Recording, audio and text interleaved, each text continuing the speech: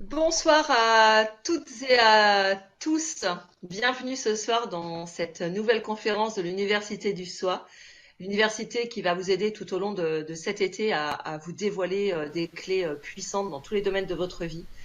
Et dans quelques minutes, on va commencer cette conférence sur la communication, la prise de parole avec Isabelle Colkins.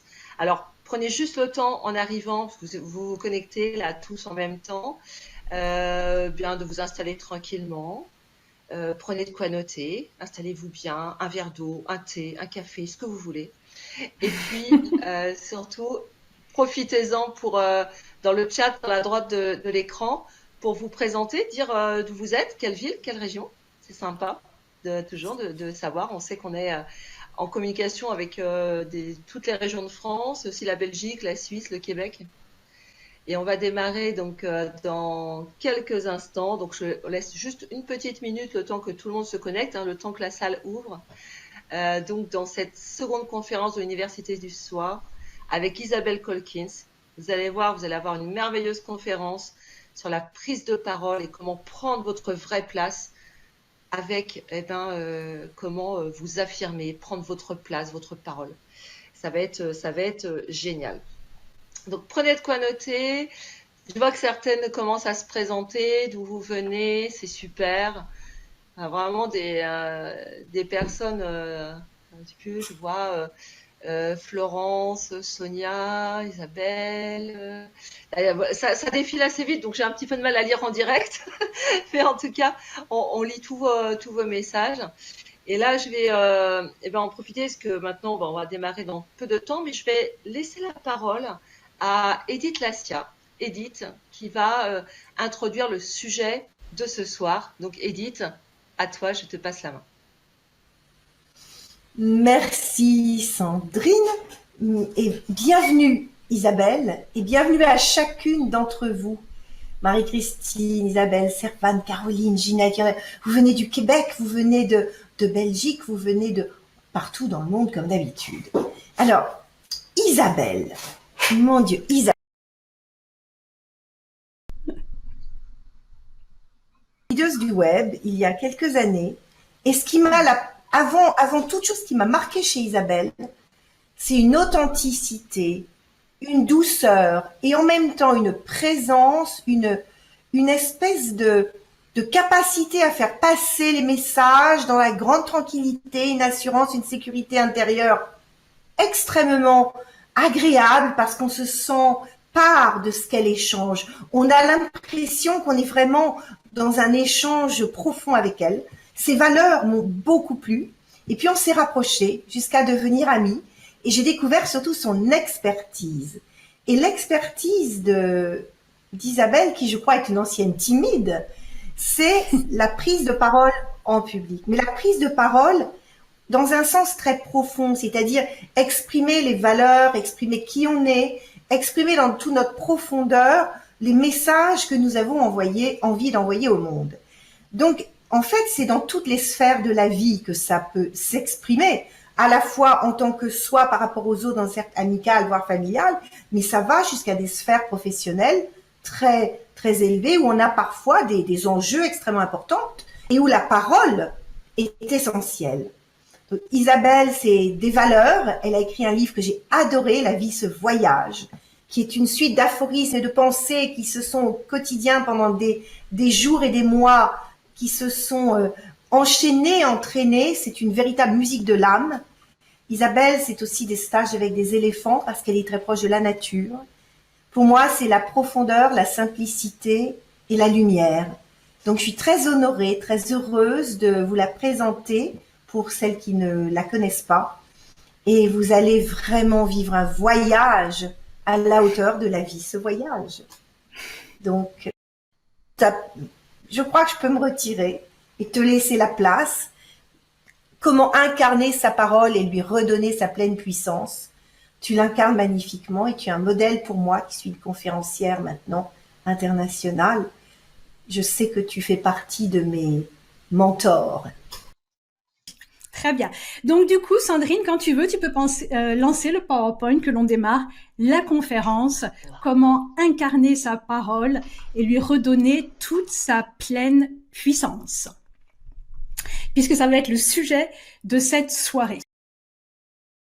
Il ne vous aura pas échappé que nous parlons beaucoup de paroles en ce moment. Les concours d'éloquence fleurissent partout, dans les entreprises, dans les universités, à la télé. Je ne sais pas si certains d'entre vous ont suivi le Grand Oral qui est passé sur France 2. L'éloquence est vraiment partout en ce moment. Alors, il y en a qui disent c'est une mode, etc. Je ne sais pas si c'est une mode, mais ce qui est sûr, c'est que ça provient d'un besoin profond. Un besoin profond de libérer la parole. Et personnellement, je suis ravie qu'il y ait autant de places et de médiums aujourd'hui pour exercer cette parole, tant la parole est importante. Donc, je vois qu'il y a des gens qui m'entendent, d'autres qui ne m'entendent pas. C'est ça, oui, j'entends. Donc, si je pars du principe que si la plupart des personnes m'entendent, c'est que ça devrait aller, j'espère.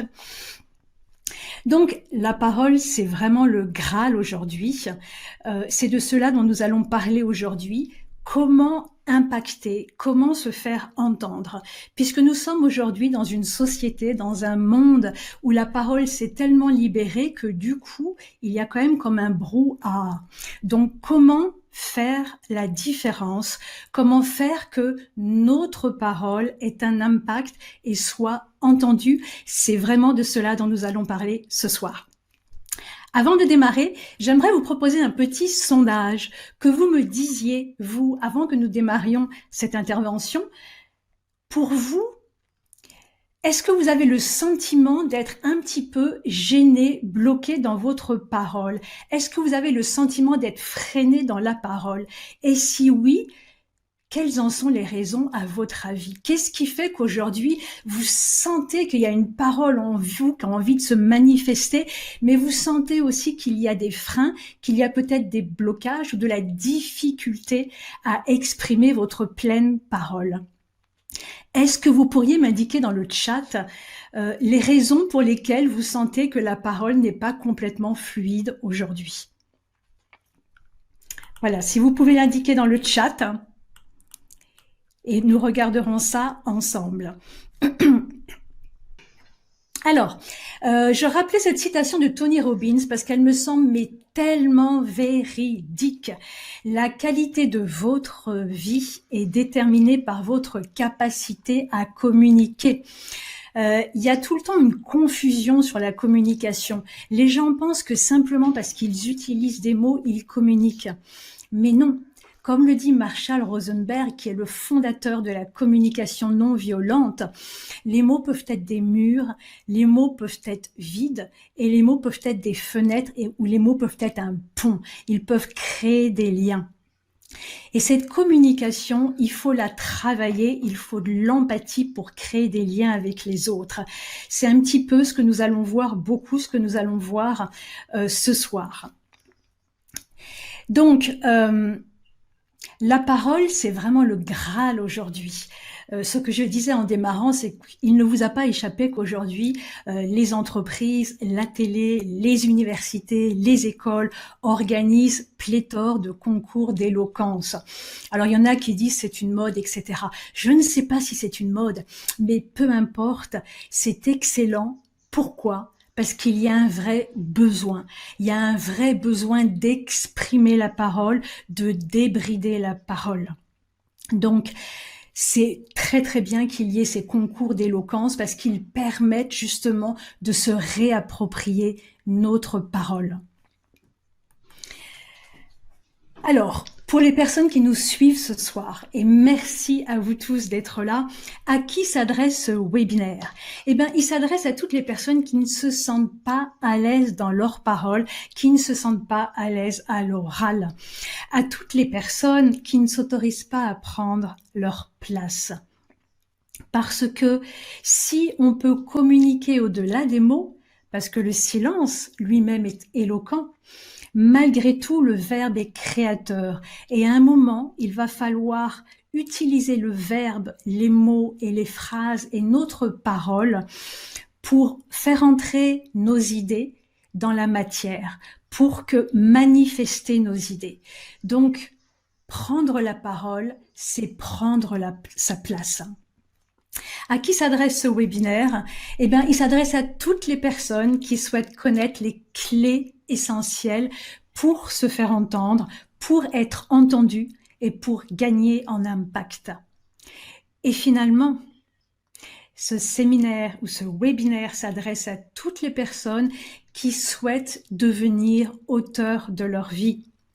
Parce que, en s'exprimant, en se permettant de dire ce que l'on a à dire de façon à ce que ce soit entendu par les autres, eh bien, on prend au final la responsabilité de sa vie.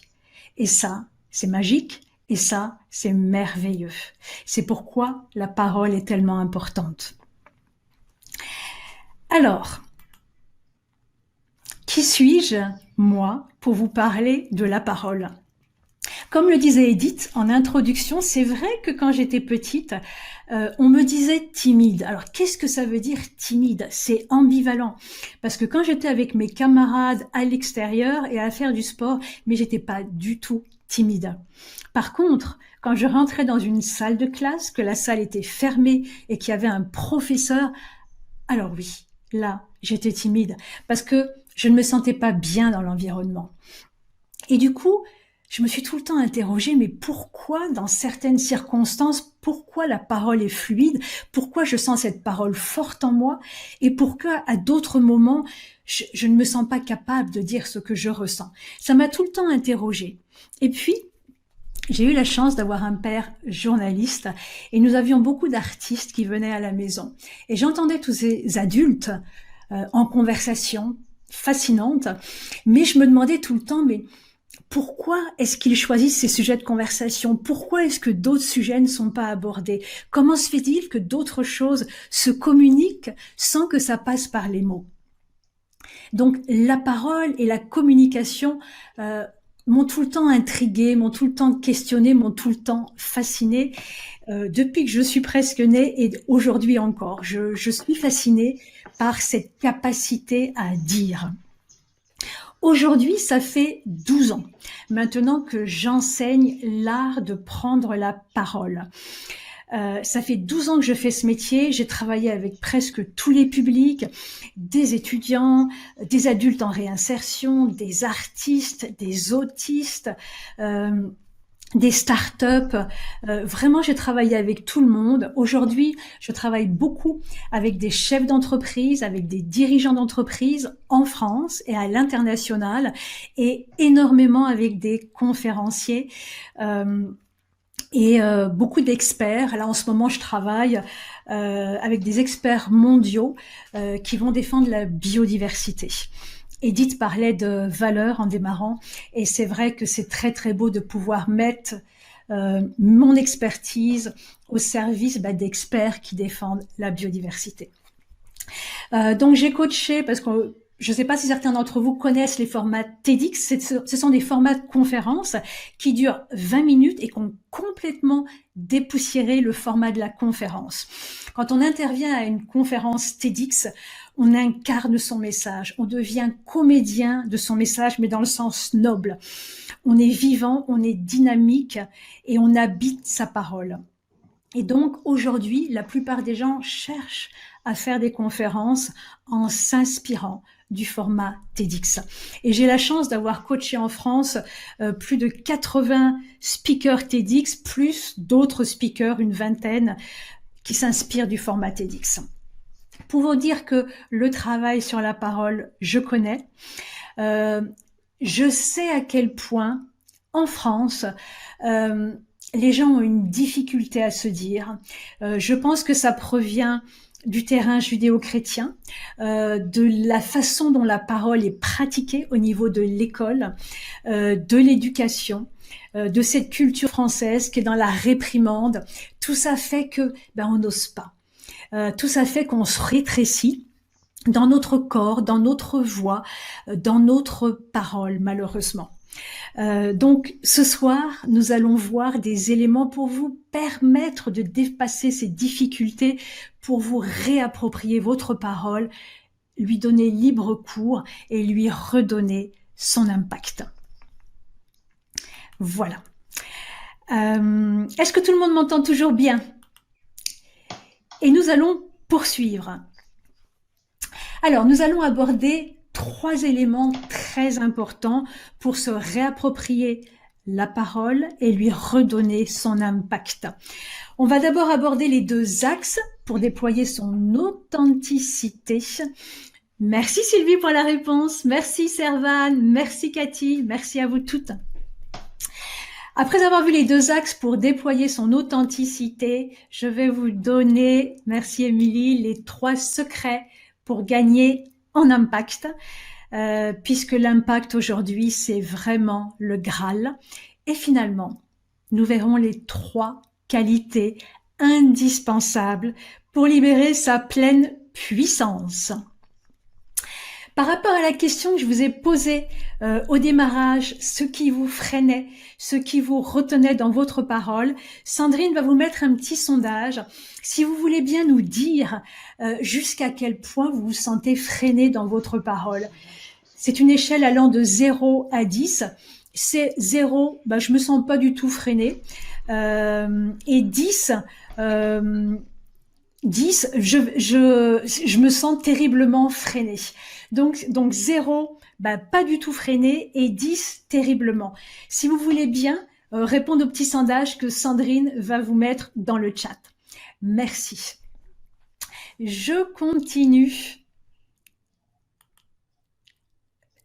Les 2 axes pour déployer son authenticité. Quand je parle que le Graal aujourd'hui, c'est vraiment l'impact, on a une chance infinie parce que cette époque nous demande l'authenticité. Et c'est vraiment une chance. On arrive à une évolution historique, à un point historique où la parole a été tellement étouffée, où il y avait tellement de codes que tout ça a été étouffé, était enfermé. On n'avait pas le droit d'exprimer véritablement ce qu'on ressentait. Et les gens se sont sentis abusés. Et on le voit. Merci pour vos réponses. Merci, merci. Continuez à nous mettre à répondre au sondage. Et donc, il y a comme un ras-le-bol qu'on a vu au niveau politique. Et aujourd'hui, il y a un vrai besoin de transparence. Il y a un besoin très, très fort de transparence. C'est pour ça qu'aujourd'hui, la parole a vraiment besoin d'être authentique et c'est la condition sine qua non pour créer de la confiance, qui est l'élément phare pour être entendu des autres. Donc, aujourd'hui, historiquement, nous avons une chance parce qu'on nous demande, parce que l'époque nous demande, parce que les circonstances nous demandent de déployer et de laisser entendre notre authenticité. Alors, comment est-ce qu'on déploie notre authenticité? Il y a 2 axes pour ça. Alors, cette petite fille que nous avons en photo, je ne sais pas si elle vous parle. Je ne sais pas si peut-être vous reconnaissez dans cette petite fille. Évidemment, volontairement, j'ai choisi cette photo parce que le premier élément pour déployer son authenticité, ça va être d'oser et ça va être de s'autoriser la lumière. Récemment, je faisais des recherches et je suis tombée sur des chiffres assez effrayants concernant la femme et la parole. Edith et Sandrine m'ont dit que vous étiez très très nombreuses, il y a à peu près 90% de femmes qui écoutent la conférence ce soir. Il faut savoir que la difficulté à se dire « nous » en tant que femmes vient de très très loin. Et j'aimerais vous donner quelques éléments parce que je pense qu'ils sont tellement effrayants qui vont nous donner, je l'espère, un sens de l'urgence pour prendre notre place. Il faut savoir déjà qu'à l'époque de Homère, Sophocle disait que la parole est l'apanage des hommes. Et Homère disait que la parure d'une femme, c'était le silence. Et ça remonte à 3000, 3500 ans. Donc, le poids et la difficulté que nous, femmes, avons à nous exprimer, il est très fort. Très, très fort. Et je me permets d'en parler parce que depuis 12 ans que je fais ce métier sur la parole, à chaque fois, avec les femmes, il va falloir parler de légitimité. Et donc, j'aimerais vous faire comprendre ce soir un peu plus pourquoi nous avons cette difficulté ou cette fragilité. Il faut savoir que les docteurs, là c'est issu de beaucoup d'études qui ont été faites dernièrement, il faut savoir par exemple que les docteurs interrompent assez souvent les patients qu'ils ont dans leur cabinet et ils vont interrompre beaucoup plus les patients qui sont des femmes. Il faut savoir également que les patients ne vont pas tellement interrompre les docteurs, sauf si le docteur est une femme. Il faut savoir également que, en général, les parents vont interrompre 2 fois plus leur enfant si c'est une fille que si c'est un garçon. Il faut savoir également que les hommes, alors je ne suis pas sur Twitter, mais les tweets des hommes sont retweetés 2 fois plus que ceux des femmes. Il faut savoir que dans des groupes de prise de parole, les hommes plutôt, auront tendance à s'exprimer 75% de fois plus que les femmes. Edith parlait des conférences parce que Edith et moi-même sommes conférencières internationales.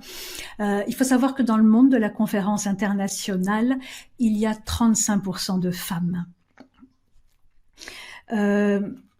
Plus le groupe sera grand, moins les femmes vont s'exprimer. Récemment, j'ai été dans une conférence où il y avait une table ronde. À la fin, il y avait 7 experts qui étaient invités à revenir sur scène. Tout le monde est revenu ensemble sur scène, mais les femmes se sont mises en bout et les hommes ont pris le centre. Et les hommes ont été les premiers à intervenir au micro et les femmes plus timidement après. Donc, je ne suis pas du tout en train de critiquer les hommes, c'est pas ça. Je veux simplement mettre en relief le poids historique qui fait qu'aujourd'hui, les femmes ont une difficulté à s'exprimer. Il ne s'agit pas de s'en vouloir, il s'agit de prendre conscience de ce poids, pour éveiller en soi ce sens de l'urgence et pour se dire que si on est maladroite et si on est malhabile, c'est ok, c'est le passage obligé pour prendre à nouveau sa place. Donc, j'ai récemment coaché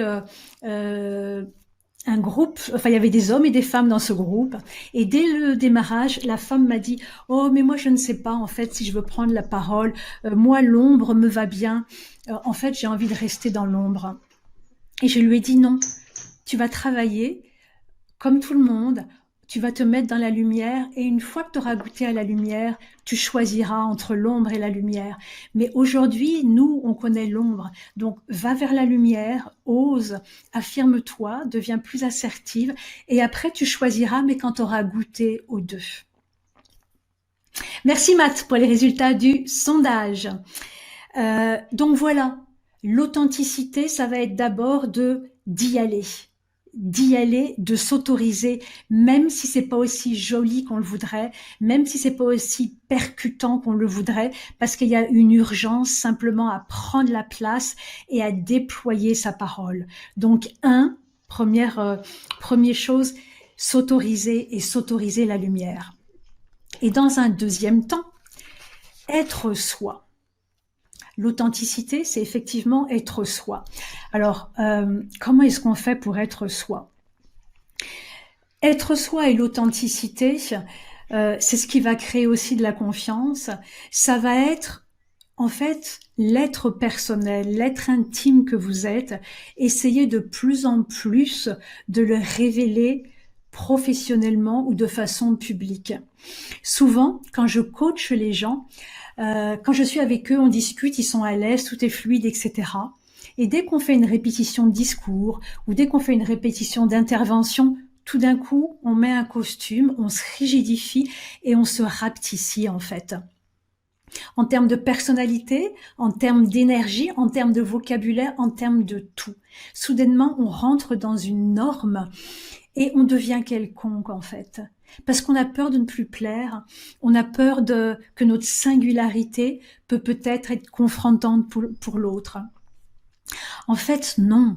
Comme je le disais en introduction, on a la chance aujourd'hui d'être dans un monde qui nous demande à révéler notre singularité, à révéler notre côté unique. Donc, allons-y. J'aime bien rappeler cette phrase de Charlie Chaplin, de Charlot, qui disait tout ce qui est personnel est universel. Plus vous allez vous révéler, plus vous allez parler de choses personnelles, plus ça va toucher l'autre. Alors que si vous restez dans le commun, vous n'allez pas faire la différence, vous n'allez pas intéresser les autres. Être soi, c'est s'autoriser à sortir du costume. C'est s'autoriser à utiliser son vocabulaire. C'est s'autoriser à bouger tel qu'on est. Et c'est s'autoriser à révéler davantage la personne que nous sommes réellement. Est-ce qu'on m'entend toujours bien? Est-ce que tout va bien? Je vois qu'il y a les résultats du sondage. Merci infiniment. Merci, merci. Merci pour vos retours. On continue. N'hésitez pas à intervenir dans le chat si vous avez des questions, parce que je jette un petit coup d'œil de temps en temps. N'hésitez pas à intervenir, tout va bien, merci, oui, merci infiniment. Et si vous avez des questions ou des commentaires, allez-y, c'est fait pour ça. Alors maintenant que nous avons vu les deux axes, l'axe pour déployer l'authenticité, nous allons parler des 3 secrets pour gagner en impact. Oui, je vous entends bien. Parfait. L'impact, comme je le dis, c'est le Graal. Pourquoi c'est le Graal? Parce que nous sommes dans une société d'infobésité. Alors, je ne sais pas si vous connaissez ce mot, l'infobésité. Information, obésité, ça veut dire que nous sommes en surcharge informationnelle. Ça ne vous aura pas échappé. On est sursollicité.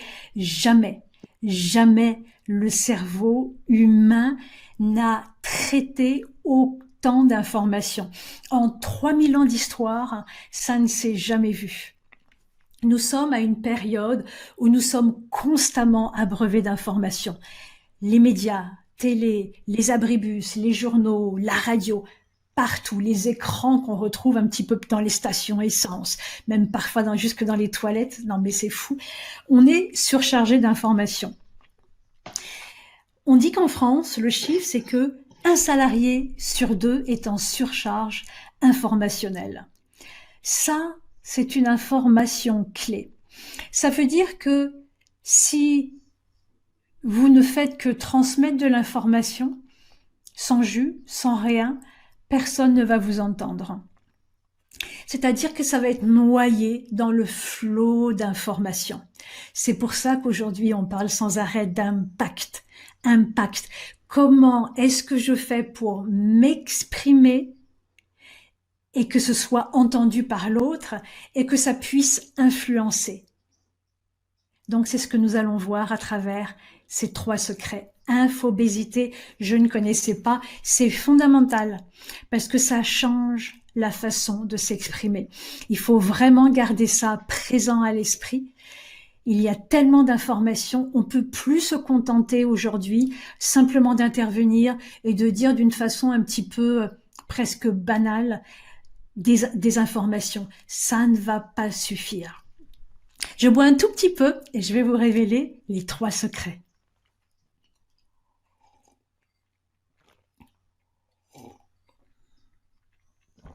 Alors, les 3 secrets pour gagner en impact. Premier secret, ça va être de bien travailler son contenu, ce qu'on va transmettre. L'école nous a appris que communiqué que tout était dans le texte. D'abord, c'est faux. Bonjour Laurent de Corrèze. Le contenu est très important. L'école nous a appris à communiquer d'une certaine façon. Je parle du système, je critique beaucoup l'école, je parle du système, pas des gens qui travaillent dedans, ils n'y sont pour rien, mais il y a tout un système, ce fameux mammouth, qui nous fait terriblement du mal en termes de parole. Même si, heureusement, les choses évoluent aujourd'hui et se transforment heureusement. Ce qui se passe, c'est que à l'école, la parole est encore verticale. C'est-à-dire qu'il y a un professeur qui a de l'autorité, qui parle et qui demande aux élèves de réciter des informations apprises. Et du coup, on fait ça pendant tellement d'années, 10 ans, 15 ans, 20 ans, que l'on pense que parler, ça veut dire réciter des informations apprises. Et si je vous dis ça, c'est parce que c'est ce que je retrouve presque tous les jours en coaching et en formation. Communiquer, ce n'est pas ça. Communiquer, ce n'est pas ça. Et d'ailleurs, il ne va pas falloir communiquer comme on a appris à l'école. On ne peut plus communiquer de façon passive, de façon descriptive, de façon presque soumise, sans rythme. Par exemple, si je voulais moi me présenter, banalement, je dirais bonjour, je m'appelle Isabelle Colkins et je suis coach en prise de parole en public. Est-ce que ça vous intéresse? Est-ce que ça fait la différence? Est-ce que ça a de l'impact? Non. Que nenni, bien sûr que non. Non. Aujourd'hui, cette façon d'intervenir ne touche pas les autres. Et d'abord, quand je dis bonjour, je m'appelle Isabelle Colkins, je parle de moi. Aujourd'hui, les cerveaux étant saturés à cause de l'infobésité, il faut s'adresser aux gens. Par exemple, pour intéresser les personnes, plutôt que de dire bonjour, je m'appelle Isabelle Colkins, je suis coach en prise de parole en public, je vais dire en suivant cette accroche, cette structure de texte, aujourd'hui, il vous aura pas échappé qu'il y a des concours d'éloquence partout. Il y a des gens qui disent que c'est de la mode. Peu importe si c'est la mode ou pas, parce que ces concours d'éloquence, ce qu'ils expriment, c'est le besoin justement d'être, le besoin de libérer la parole, le besoin de s'exprimer. Problème, c'est qu'on n'a pas appris à s'exprimer. Alors comment on fait? Eh bien moi je suis là pour vous aider, pour vous accompagner à trouver de l'aisance et à savoir comment déployer votre parole pour avoir de l'impact et pour être entendu. Quand je présente mon activité de cette façon, c'est beaucoup plus intéressant que si je dis simplement « Bonjour, je m'appelle Isabelle Colkins et je suis coach en prise de parole en public ». Donc, cette structure, elle est intéressante parce qu'elle elle est dynamique et elle crée une tension. Ce qu'on appelle l'accroche, c'est... Alors ça, c'est... Si vous rencontrez quelques personnes, si vous êtes en réunion, vous allez dire bonjour. Mais sinon, si vous intervenez en face d'un groupe où il y a 10, 20 personnes, vous n'avez pas besoin de dire bonjour. Vous êtes tellement habité par le sujet que vous allez démarrer par une question. Savez-vous que, imaginez, par un fait divers, par quelque chose, vous démarrez tout de suite tellement vous êtes habité par le sujet. Et après, et c'est là l'astuce, et c'est là que vous allez capter l'imagination et l'attention des gens, vous allez parler du problème, la difficulté à prendre la parole en public, le fait que vous n'êtes pas à l'aise, etc., etc. Vous parlez du problème auquel les gens sont confrontés. Et quand vous parlez du problème auquel les gens sont confrontés, ce qui se passe, c'est que chez eux, intérieurement, ils revivent le problème. Et du coup, intérieurement, ils ont envie, mais alors comment je fais? C'est quoi la solution? Et après, vous leur dites, je vous accompagne à faire ceci et vous apportez la solution. Donc, plutôt que simplement décrire, par exemple, votre activité, vous allez parler du problème et ensuite apporter la solution. Et ça crée une tension, ça crée une dynamique qui fait que les gens vous écoutent. Et quand je mets en dessous votre ADN, ça veut dire que dans la solution que vous apportez, Vous allez spécifier en quoi vous êtes différent. Par exemple, moi je dis que je vais vous aider à trouver de l'aisance et à déployer votre parole. Et moi, ma spécificité, c'est que je pars de vous. Moi, ce qui m'intéresse, c'est de révéler votre singularité. Je vais pas vous donner des techniques pour que vous cachiez derrière. Au contraire, je parle de vous. Et ce qui va se révéler, ce qui va se déployer, c'est votre unicité. Donc, c'est ce que j'appelle l'ADN. Voilà, donc ça c'est une façon, quand vous vous exprimez de façon générale, il y a différentes structures d'intervention. Ça c'est une structure qui est issue de ce qu'on appelle le pitch et qui est très forte, qui est très impactante. Et je vous encourage vraiment à vous l'approprier. Pardon. Je passe un peu vite dessus parce qu'on n'a pas 3 heures ce soir, mais franchement, notez-la, travaillez-la. C'est vraiment une structure clé pour impacter. Parce que c'est dynamique, parce que ça crée une tension, parce que vous parlez de l'autre, vous lui parlez à lui. Les gens aiment qu'on leur parle d'eux. Donc, tout est bon dans cette structure. Donc, les 3 secrets pour impacter, le premier, ça va être de transformer votre façon de structurer votre discours de cette façon-là. Ensuite, deuxième secret. Oser les émotions. Évidemment, évidemment. Ça paraît évident et pourtant, si je vous mets ces informations, c'est les retours terrain. Si vous saviez, c'est vraiment les retours terrain. On a été formaté par cette école qui vraiment nous fait travailler le cerveau gauche. Je pense que vous connaissez la distinction entre le cerveau gauche et le cerveau droit.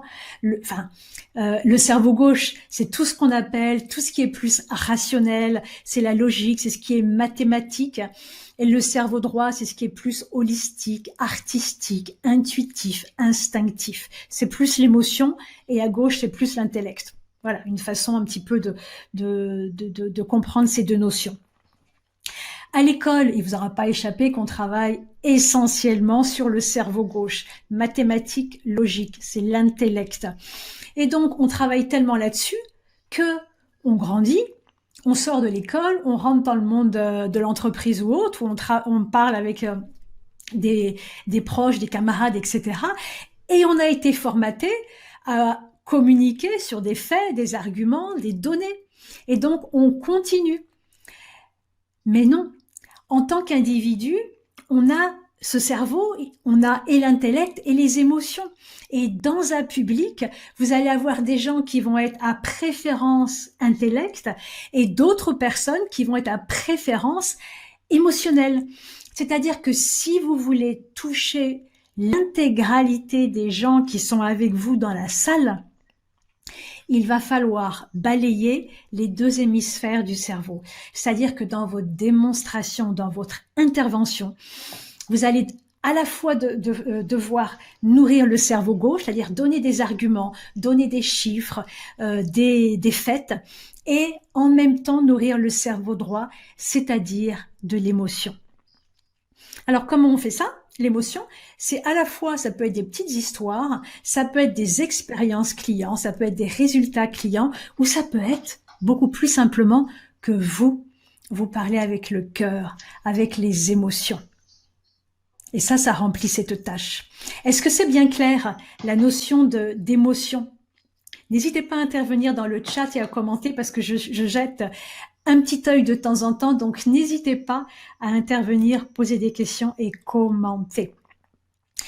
Pourquoi les émotions sont importantes dans la communication et j'allais dire cruciales ?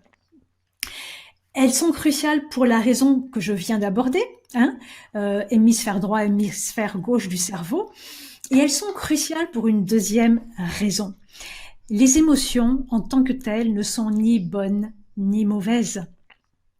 Les émotions nous donnent des informations sur nous et surtout, les émotions nous mettent en mouvement. Donc, si vous parlez avec le cœur, si vous parlez avec les émotions, vous allez toucher les émotions de l'autre et ce qui se passe, c'est qu'il va y avoir des prises de conscience et que si vous touchez les émotions de l'autre, il va mémoriser ce que vous lui dites.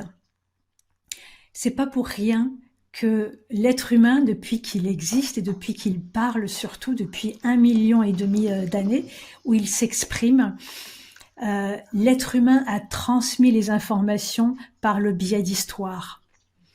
Parce qu'à travers les histoires, on mémorise, parce que les histoires contiennent des émotions, et ce sont les émotions qui nous permettent de mémoriser les informations.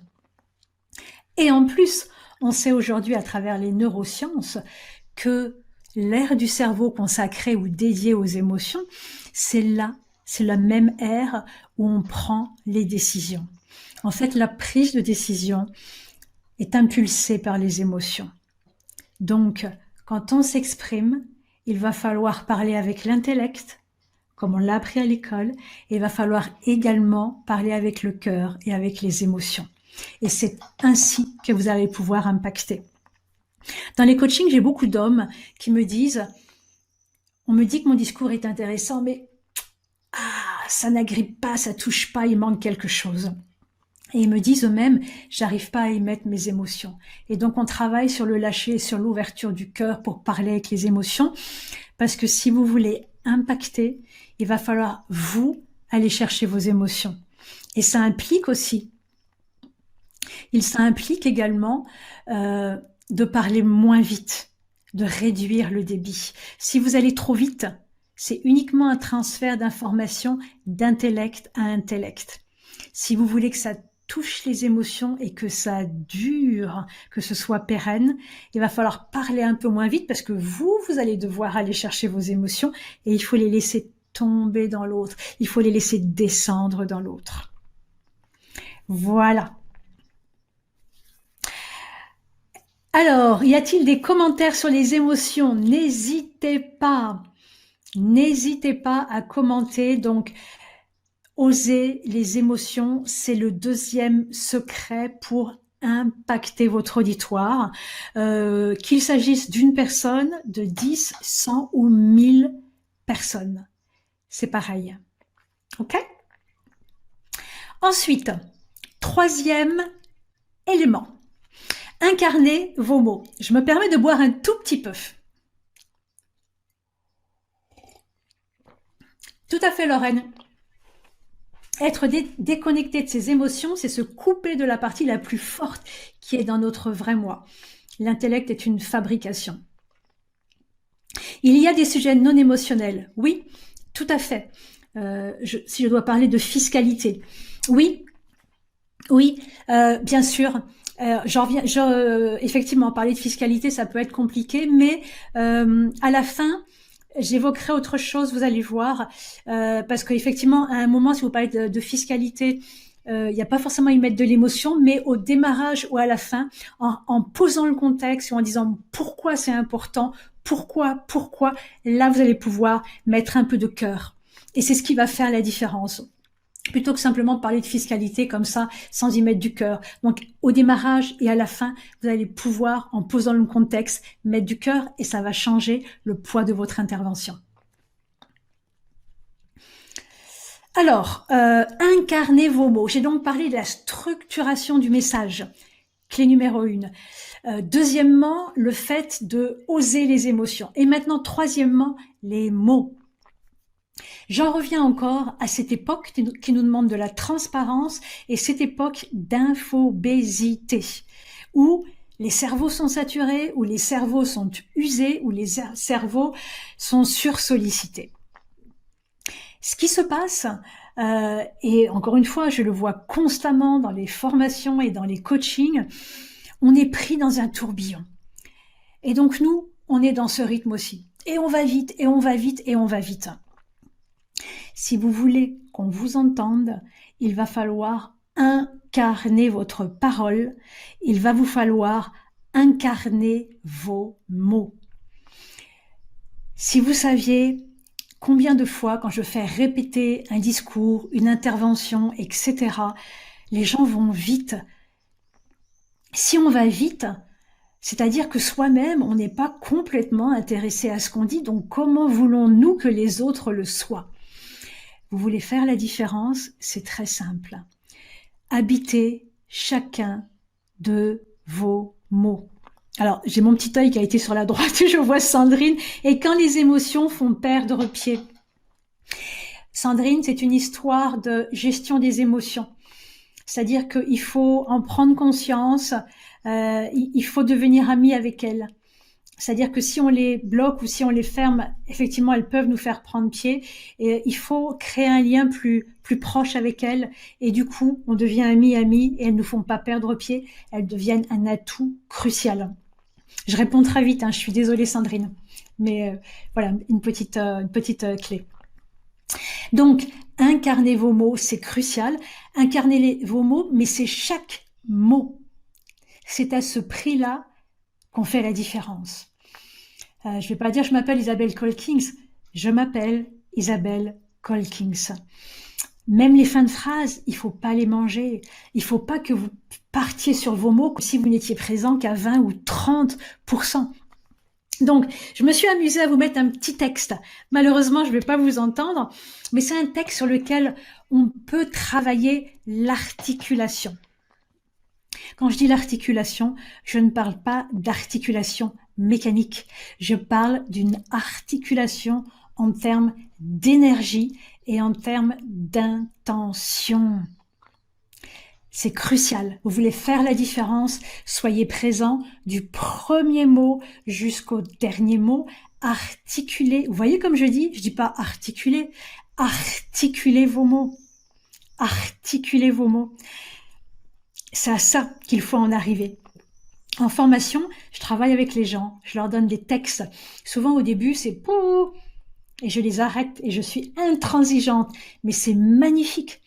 Ce à quoi, là où les gens, ce qu'ils arrivent à faire, ils incarnent soudainement le texte et qu'est-ce que c'est beau. Et alors, il faut aller chercher une énergie en soi. Donc, en termes d'énergie, ça coûte parce qu'il faut aller chercher. Waouh! Mais qu'est-ce que c'est beau, ça fait la différence. Et du coup, la parole est écoutée et du coup, la parole touche et impacte. Donc, sur ce petit texte, amusez-vous chez vous à le lire fort. Amusez-vous. Mesdames et messieurs, je vous signale tout de suite que je vais parler pour ne rien dire. Oh, je sais, vous pensez, mais s'il n'a rien à dire, il ferait mieux de se taire, évidemment. Mais ce serait trop facile. C'est trop facile. Vous voudriez que je fasse comme tous ceux qui n'ont rien à faire et qui le gardent pour eux? Est-ce que vous avez lu ce texte chez vous? C'est un texte super sur lequel on peut s'amuser parce qu'en plus on peut articuler. Si on reprend ensemble la dernière phrase, vous, et souvent les gens me la lisent comme ça, vous voudriez que je fasse comme tous ceux qui n'ont rien à faire et qui le gardent pour eux? Ah, non. Il faut assumer chaque mot. Vous voudriez que je fasse comme tous ceux qui n'ont rien à dire et qui le gardent pour eux? Vous voyez? Mettez du poids, mettez de l'énergie dans vos mots. C'est à ce prix-là qu'on va vous écouter et c'est à ce prix-là que vous aurez de l'impact. Prenez n'importe quel magazine, prenez n'importe quel livre, ouvrez-le à n'importe quelle page et vous le faites sur le texte. Vous êtes présent à chacun des mots et vous mettez de l'énergie. C'est même fun, c'est super fun. Plus vous le ferez, plus vous serez à l'aise, plus ça va être naturel. L'idée, c'est d'avoir de l'intention et de mettre de l'énergie dans ces mots. C'est comme un jeu, un peu de théâtre, tout à fait. Mais du théâtre, parce qu'il y a plusieurs théâtres. Un théâtre incarné, pas le théâtre à jouer et à sortir de son personnage. C'est vraiment au contraire, c'est rentrer en soi et mettre l'énergie de la conviction. Voilà.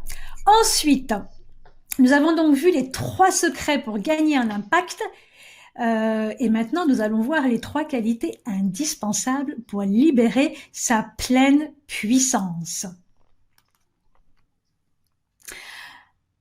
Ama, pour ceux qui la reconnaissent ou pour ceux qui la connaissent. J'en profite, je bois un tout petit peu. Alors,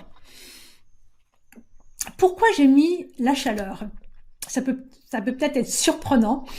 Et en fait, il y a quelque temps de ça, la Harvard Business Review qui est un des magazines les plus passionnants en termes de leadership, a écrit un article dans lequel il disait que la base du charisme, c'est la chaleur. C'est la chaleur. Intéressant, hein? C'est pas ce à quoi on penserait. La base du charisme est la chaleur. Et quand on y pense, bien sûr. Pourquoi? Parce que la chaleur, quand on pense à de la chaleur, on a envie de venir se blottir. Et donc ça veut dire que on a envie de rester en proximité avec la personne, on a envie de l'écouter, on aime sa présence, et il y a une connexion émotionnelle qui se fait. En fait, la chaleur, c'est à la fois l'ouverture, c'est à la fois l'empathie, et c'est à la fois aussi un certain enthousiasme, une certaine envie. Donc, quand on est orateur, quand on prend la parole, il faut savoir que les émotions, enfin les qualités qui nous habitent sont contagieuses. Les gens les ressentent, les gens les perçoivent. Si vous êtes stressé, vous rendez votre auditoire stressé. Si vous êtes joyeux, les gens vont se sentir de bonne humeur. Si vous êtes tendu, ils vont se sentir tendus. Donc, en tant que preneur de parole, il faut aller chercher, on a plein de qualités en soi. Il va falloir faire ce travail avant d'intervenir, d'aller chercher les bonnes qualités pour donner envie aux gens de nous écouter et de rester avec nous. Et l'une des clés, ça va être la chaleur pour que les gens aient envie de nous écouter. Et cette chaleur aussi, elle crée quelque chose qui est phénoménal. Elle crée cette connexion émotionnelle.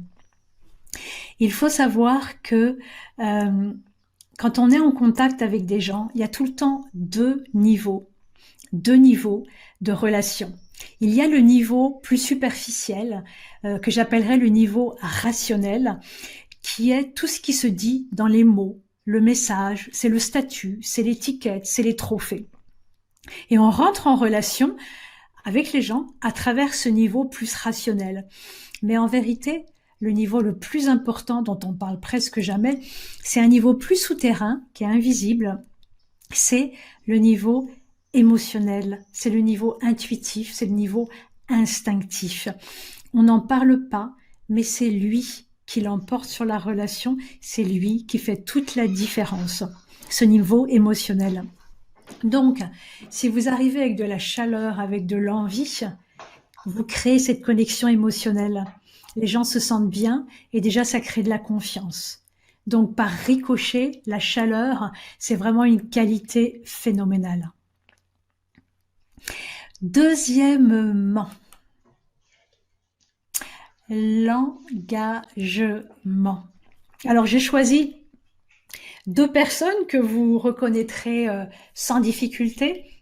Jacques Brel, bien sûr, et Christiane Taubira, qui est... alors, il y a quelques personnes qui ne l'aiment pas, mais qui est réputée comme étant une superbe oratrice, et elle est une superbe oratrice. Elle a la verve, elle a le punch, elle a l'intelligence, elle a la brillance du raisonnement. Elle est superbe et je vous encourage à l'écouter. Elle est très, très forte. Mais ce qui m'intéresse ici dans ces deux personnes, c'est l'engagement. L'engagement. Aujourd'hui, dans la période que nous vivons, et j'en reviens encore à cette notion d'infobésité, de brouhaha, si vous voulez faire la différence, il va falloir vous révéler autrement. On a parlé de la chaleur. Là maintenant, on parle de l'engagement. Ce que j'appelle engagement ici, c'est une certaine qualité de présence. Quand je parlais de chaleur, d'aller chercher en soi les belles énergies, c'est un petit peu en ça l'engagement. C'est-à-dire que quand vous intervenez, même si vous parlez de fiscalité, même si, parce que parfois en formation on me dit mais oui mais moi je parle d'impôt de confiture, oui mais moi je parle d'électricité, mais moi je parle d'un produit, etc. Peu importe, quel que soit le produit dont vous parlez, quel que soit le sujet sur lequel vous parlez, vous pouvez aller trouver quelque chose d'intéressant, quelque chose qui vous met en mouvement. Il faut peut-être ouvrir le cadre, mais vous pouvez trouver, même si c'est un pot de confiture. Vraiment, vraiment, sur chaque sujet, on peut trouver quelque chose de palpitant. L'engagement, c'est ça. C'est un engagement à prendre avec vous-même, d'aller chercher et de palpiter, de vibrer ce que vous transmettez. Parce que c'est le prix à payer pour que les gens vous écoutent, pour faire la différence. Si vous n'êtes pas engagé, comment voulez-vous que les autres s'engagent sur votre parole? Ça commence par vous, et ça commence par vous, surtout aujourd'hui, dans cette époque. L'engagement est clé, et donc l'engagement, c'est la qualité de présence. Être vraiment présent là, et franchement, en plus, j'ai envie de vous dire, les gens sont tellement fatigués, sont tellement dispersés en ce moment, puisqu'il y a tellement de sollicitations, hein, que quand vous arrivez, que vous êtes assez concentré et habité et engagé sur ce que vous dites, bah déjà, ça les fascine, déjà, ça les embarque. Et vous avez déjà leur attention parce qu'ils sentent que vous êtes habité par le sujet duquel vous allez parler. Donc, l'engagement, c'est une qualité indispensable à manifester. N'hésitez pas à commenter si vous le souhaitez dans le chat à côté sur ces différentes notions. Et puis finalement, troisième qualité à mettre en mouvement, à mettre en branle pour créer cet impact et retrouver sa pleine puissance, le courage. Le courage, j'ai effectivement mis une photo de Simone Veil, qui a été la femme qui a fait passer la réforme sur l'avortement. Ça a été très courageux. Elle n'avait qu'une assemblée d'hommes en face d'elle, à une période où la cause n'était pas du tout acquise. Donc, elle a fait preuve d'un sérieux courage. Pourquoi je vous parle d'un courage? On n'a pas besoin de s'appeler Simone Veil. Hein. Quand je parle de courage, donc là, l'exemple est historiquement important. Mais je vous parle de courage parce que j'en parle tous les jours aux gens que je coach. J'en parle tous les jours dans mes formations. Comment dire? Parfois, il y a cette peur du regard des autres, cette peur de quitter la norme, cette peur de dire des choses qui soient mal accueillies. Et du coup, on ne fait pas preuve de courage. Le courage, je vous rappelle, étymologiquement, c'est le cœur. Le courage, c'est le cœur à l'ouvrage. Tous les grands orateurs ont fait preuve de courage. Le courage, ça peut être dans les petites choses. Ça n'a pas besoin d'être gigantesque. J'aime beaucoup rappeler cette phrase de Steve Jobs quand on lui demandait, en fait, parmi toutes les fonctions que vous avez ou les responsabilités que vous avez, quelle est la plus importante? Quelle est celle avec laquelle vous passez le plus de temps au cours d'une journée? Quelle est votre responsabilité première? Et lui répondait, en fait, ma mission première, c'est de rappeler aux salariés de mon entreprise la mission de l'entreprise, à savoir, et il leur disait textuellement, on ne fabrique pas d'ordinateurs, on transforme le quotidien des gens. On ne fabrique pas des ordinateurs, on transforme le quotidien des gens. Et ça, c'est très puissant, et c'est ce que j'entends par le courage. Et je vais vous montrer la slide après. Vous connaissez certainement la pyramide des besoins de Maslow. Maslow n'a jamais mis ses besoins en pyramide. C'est après qu'on a mis ça sous forme de pyramide. Donc Maslow, a identifié 5 besoins qui sont présents chez tous les êtres humains, quelle que soit notre origine, quelle que soit notre religion, quel que soit n'importe quoi. Tous les êtres humains ressentent ces 5 besoins. Et ce qui se passe souvent, c'est qu'on a peur de déplaire ou on reste dans la norme et donc notre intervention ne va agir que sur les besoins du bas. On va on va nourrir à travers l'intervention besoins physiologiques, besoins de sécurité, besoins d'appartenance peut-être ou peut-être pas.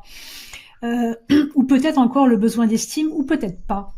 Mais il est très rare que les gens arrivent sur le haut de la pyramide, on a du mal à le voir, mais il s'agit du besoin d'accomplissement.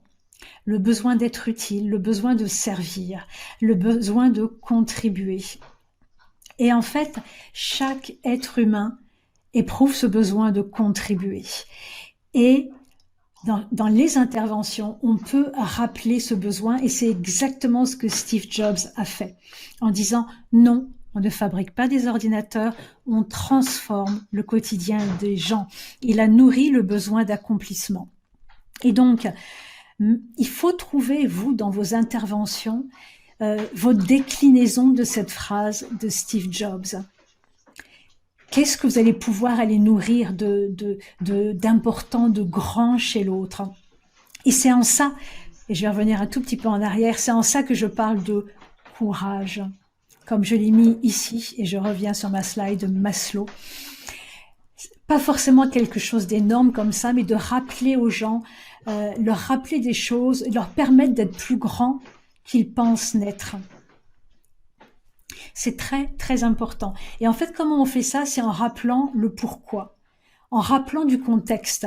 Souvent, les gens démarrent leur intervention un peu rapidement, sans rappeler du contexte. Il faut donner du contexte, il faut rappeler pourquoi on est là, voilà ce qu'on va en tirer, l'importance d'être là. Et là, pour faire ça, il faut un petit peu de courage, mais ça fait toute la différence. C'est le grand pourquoi. Et d'ailleurs, il y a un TED qui est très connu de Simon Sinek. Je ne sais pas si vous le connaissez. Je vous encourage à le voir, un TED. Je ne sais plus quel est le nom en anglais. How Great Leaders Create Action, quelque chose comme ça. Comment est-ce que les grands leaders provoquent l'action? Et il explique très bien dans un discours, les gens s'intéressent pas tant à ce que vous leur dites. Ce qui les intéresse et ce qui va les faire bouger, c'est pourquoi vous, ça vous motive. C'est le pourquoi. C'est pas quoi, c'est pas la chose, c'est pas le produit qui va intéresser les gens, c'est pourquoi. Pourquoi. D'accord? Et pourquoi vous, ça vous intéresse, pourquoi vous, ça vous motive. C'est le grand pourquoi. Et ça fait toute la différence dans une intervention. Et c'est en ça que j'appelle du courage. Parce que souvent, on démarre, je vais vous parler d'eux, etc. Non, rappelez-nous un contexte. Pourquoi c'est si crucial? Comme je l'ai fait au démarrage, la prise de parole en public. Pourquoi est-ce qu'on dit prise de parole en public? Prise de parole, c'est comme la prise de la Bastille, mais c'est ça. Parce que prendre la parole, c'est prendre sa place. C'est pas qu'une parole. Le verbe est créateur. On peut communiquer sans mots parce que le silence est éloquent, mais quand on utilise les mots, on le manifeste dans la matière. On devient responsable, on crée une réalité. Donc, utiliser les mots, manifester ces choses-là à travers les mots, prendre la parole, c'est prendre la place. C'est devenir responsable de ses idées, de ses intentions, de son être et de sa parole. Il existe en français aussi. Oui, Émilie. Simon Sinek. Oui. How Great Leaders Inspire Action. Super. Lorraine. Des publics comme les étudiants croient avoir la capacité de gérer plusieurs flux d'informations, être en cours et dans le même temps écrire des textos et surfer sur le web. C'est un des problèmes actuels, le manque de concentration du public. Tout à fait. Mais, Lorraine, il y a des études avant qui disait que effectivement tout le monde était multitâche, etc. Mais on en est revenu. Aujourd'hui, il y a beaucoup d'études qui disent que faux et faux. Le multitâche est une dispersion. Donc, moi, je travaille beaucoup avec les étudiants. Je passe du temps à poser le cadre. S'il vous plaît, laissez les ordinateurs. Vous aurez tout le temps, ou alors prenez des notes. On est là ensemble, on a peu de temps. Utilisez-le bien. Etc., etc. Donc, je pose bien le cadre. Et comme j'y vais justement avec de l'émotion, avec de la conviction, avec de l'engagement, ben en fait, ça les surprend et ils ont envie d'être avec moi, en fait, à travers cet engagement. Donc, on peut poser le cadre et je pense que les étudiants, même s'ils sont habitués à avoir cette dispersion d'esprit, parce que l'époque est comme ça, hein, c'est pas eux, c'est l'époque, ils souhaitent être recentrés. Et donc, on peut leur proposer de se recentrer et souvent, finalement, ils sont très contents et très heureux. Voilà. Alors, du coup, là, je suis Alors, est-ce qu'il y a des questions et supprimer les écrans en cours? Ouais. Mais c'est difficile parce qu'ils sont habitués. Ils sont nés avec les écrans, donc c'est pas facile. Mais franchement, en posant le cadre, comme vous dites, Lorraine, du coup, ça leur rappelle que oui, on peut simplement prendre des notes sur un écran. Il faut qu'ils arrêtent toutes les notifications. Voilà. Donc là, je vous ai donné des clés essentielles. C'est vraiment 12 ans de terrain sur la prise de parole en public. C'est pas des choses que j'ai été glanées sur Internet, c'est pas des choses qui sont sorties comme ça de ma cervelle, c'est vraiment de l'expérience terrain que je vous livre. Donc c'est beaucoup d'éléments qui demanderaient à être détaillés. Et c'est ce que je vais faire parce que là, au moins qu'il y ait des questions, Sandrine, ou pas forcément maintenant, on va poursuivre. Oui, on pourra revenir sur les questions après. Là, il y avait quelques questions qui disaient effectivement tout ce que tu dis entre aussi dans le champ d'un discours one-to-one ou dans la vie personnelle. C'est la même chose en fait. Complètement. C'est vraiment une attitude, voilà, tout à fait, que ce soit one-to-one, une personne, 10, 100, 1000, c'est pareil. Même une conférence de 500 personnes, c'est pareil. C'est comme si vous parliez à une personne. Comme si vous parliez à une personne et du coup, vous allez être plus intime, vous allez manifester votre intimité et du coup, vous invitez cette intimité et les gens se sentent proches et se sentent comme un camarade. Donc, même quand on intervient en conférence devant 500 personnes, c'est pareil. En conférence devant un grand nombre de personnes, il ne s'agit pas de déverser un discours, ça ne marche plus. Il s'agit de faire une conversation avec ce public. C'est comme si nous étions en conversation avec un ami. Ils sont 30, 500, 1000, peu importe. C'est comme si nous étions en conversation avec un ami. Sauf que cet ami va pas forcément vous répondre, mais c'est comme une conversation en termes d'état d'esprit. Voilà. Alors, du coup, là, c'est vraiment toutes les clés. C'est vraiment le terreau. Le terreau pour retrouver l'impact de sa parole et lui donner sa pleine puissance. Maintenant, parce que je sais qu'il y a des gens qui souhaitent aller plus loin, parce que je vais vous parler maintenant d'un produit que j'ai fait en ligne il y a 2 ans et pourquoi je l'ai fait? Parce que justement, j'avais envie de mettre quelque part toute cette expérience terrain, que ça puisse être profitable au plus grand nombre. Parce que ce qu'on retrouve sur Internet, c'est intéressant, c'est un peu tout le temps les mêmes choses.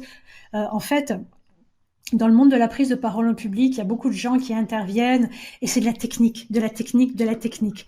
Ou alors, il y a beaucoup de gens qui interviennent, mais c'est du théâtre. Ce qui est chouette, hein. Je suis pas en train de dire que c'est pas chouette. C'est du théâtre et parfois c'est un peu du théâtre, waouh. Je pense que ces 2 éléments sont intéressants, mais moi j'aime bien. Voilà, moi Edith parlait en introduction de valeurs. Et je pense que dans ce monde aujourd'hui, pour faire la différence, il faut être incarné. Que ce soit la technique dans un sens ou le théâtre, ça va pas forcément suffire. Il faut l'incarnation. Et c'est pour ça que j'ai souhaité mettre dans un programme en ligne tous ces éléments mis bout à bout, un mode d'emploi. Donc, je vais vous en parler maintenant. Donc j'ai créé effectivement il y a 2 ans de ça un programme en ligne qui est accessible et donc c'est en fait tous ces éléments qu'on vient de voir ensemble, ça va vous expliquer mot à mot, bout à bout, comment les déployer concrètement. Là, je vous ai mis des petits témoignages des personnes, il y en a beaucoup plus, de personnes qui ont suivi la formation. Donc c'est beaucoup de vidéos, je vais vous expliquer un petit peu après. Donc par exemple, les gens ont dit « mais merci pour cette première vidéo, c'est exactement ce que je souhaitais que cette formation soit ». Le programme s'appelle, quand même, je l'ai même pas dit, « Je parle, donc je suis ». Quand je parlais d'incarnation, d'habiter sa parole, de singularité, de devenir qui on est, c'est vraiment ça. Je parle, donc je suis. Je prends ma place. Merci beaucoup pour tout ce contenu, les outils et les bonus. Waouh, super. Ils sont très concrets, aidants et applicables de suite. Ce que j'attendais impatiemment. Encore une fois, merci Isabelle. Je suis tellement fière de ce que j'ai réalisé grâce à toi. J'en profite pour vous remercier pour la qualité de votre formation. Elle m'a beaucoup aidée. Alors cette formation, je parle donc je suis pour ceux d'entre vous qui souhaitent mettre en mouvement tous les éléments dont on a parlé avant. parce que je vous en parle, vous ressentez l'énergie, vous ressentez, etc. Mais comment on fait? Donc, comme je vous l'ai dit, j'ai mis tout ça en boîte. C'est ces 12 ans d'expérience. C'est énorme ce que vous allez trouver dans ce programme qui s'appelle « Je parle, donc je suis ». Et je pense que Sandrine vous mettra l'offre sur le côté. Donc, c'est un programme en ligne qui a été conçu vraiment en fonction des besoins des gens. Il y a 3 modules. Vous allez voir, c'est très, très clair et complet. Il y a 3 modules. Le premier, évidemment, c'est sur la peur de parler en public. Cette chose-là n'est pas suffisamment prise en compte. On donne souvent des techniques. Moi, dans ce module, j'ai voulu aller beaucoup plus loin. J'ai voulu qu'on aille fouiller, qu'on aille comprendre, qu'on passe un petit peu de temps avec cette peur, de façon à ce que, alors qu'elle est ennemie, qu'elle devienne ennemie. Pourquoi? La peur, c'est une émotion, et au fond de chaque émotion, il y a une énergie. Donc l'idée, c'est pas d'aller perdre cette énergie. Au contraire, c'est d'aller la chercher, d'aller tendre le bras vers elle pour pouvoir la canaliser et l'utiliser. Donc cette peur sur laquelle on pose un certain regard, il s'agit de changer le regard qu'on pose sur elle pour pouvoir l'utiliser, pour qu'elle devienne un moteur en fait. Et c'est tout ce qu'on fait sur le module 1. Donc ce sont des vidéos, plein de vidéos, vous avez des textes, vous avez des ressources, et en plus, j'ai demandé à des experts dans leur domaine de nous faire une séance pour vous aider à transcender cette peur de parler au public. J'ai demandé notamment à Richard de Weber qui nous a fait une séance de sophrologie. J'ai demandé à Maria Hanel qui nous a fait une séance EFT spéciale peur de parler en public. J'ai demandé à Christophe Gautrio de nous faire une séance de PNL, etc., etc. Et c'est fabuleux. J'ai testé, beaucoup de gens ont testé, c'est vraiment superbe. Donc pour les personnes d'entre vous qui auraient cette peur, vraiment, ne serait-ce que ce module est très complet et va vraiment beaucoup, beaucoup vous aider. C'est ce que tous les gens m'ont dit lors de la formation. Ensuite, parce qu'on va pas s'arrêter là, évidemment, une fois qu'on a nettoyé le terrain, qu'on a défriché, etc., on va semer. D'abord, on s'occupe du terrain, on défriche, on enlève les mauvaises herbes. Donc ça, c'est le module 1. Deuxième, on va semer. Comment on sème? Comment on sème dans tous les sens du terme, comment on sème? Eh bien, je vais vous donner les 4 clés d'une communication efficace. Et là, vous allez voir, encore une fois, ce sont des vidéos, mais il y a des exercices, il y a des quiz. Voilà, je suis pas toute seule simplement à parler, je vous donne des exercices et il y a des quiz, etc. Vous devez faire des choses chez vous. Donc là, pareil, vous avez les 4 clés pour communiquer de façon efficace. Ça va être très important, beaucoup de vidéos. Et là également, j'ai fait appel à différents experts dans leur domaine. Ils ont tous répondu présent et ça, c'est super. C'est vraiment des experts dans leur domaine. Romain Collignon, qui est intervenu sur le décodeur du non-verbal, Emma Denève sur le style et Isabelle Bilos qui nous fait une séance sur le coaching vocal et sur la voix, l'importance de la voix, cette voix qui nous révèle. Donc, module 1, la peur, comment je lutte, l'EFT, Emotional Freedom Technique, Lorraine. C'est en fait une technique qui fait tapoter sur des points, des méridiens, des points de médecine chinoise et qui en même temps vous propose de dire des phrases. C'est très puissant. Alors, il y a des gens qui aiment le l'EFT, il y a des gens qui préfèrent le PNL. On est tous différents et donc on préfère tous une certaine méthode. Mais là, vous avez de la chance parce que vous avez sophrologie, PNL, EFT. EFT, petite parenthèse, moi j'avais peur de prendre l'avion et justement Maria Hanel m'a fait une séance d'EFT contre la peur de prendre l'avion. J'ai fait cette séance, j'en ai fait une et ça allait très bien. Donc voilà pour répondre à l'EFT. Donc, module 1, c'est la peur de parler en public. Maintenant, cette peur, on l'apprend, on l'utilise. Module 2, on sème. Maintenant, on sait comment on fait pour, au niveau de la voix, au niveau de comment construire le message, au niveau de la communication, le non-verbal, l'articulation, tout ça. Tout ça, c'est le module 2. Vous avez tous les éléments. Et ensuite, et déjà module 1, module 2, c'est vraiment énorme. Et le module 3, vous avez une intervention à faire, que ce soit lors d'une réunion, devant un CA, devant un CODIR, etc., etc. Vous devez faire une intervention. Comment je fais? Comment je fais? Je démarre où? Je finis où? Comment je m'y prends? Et donc là, je vous donne les 5 étapes pour réaliser votre intervention.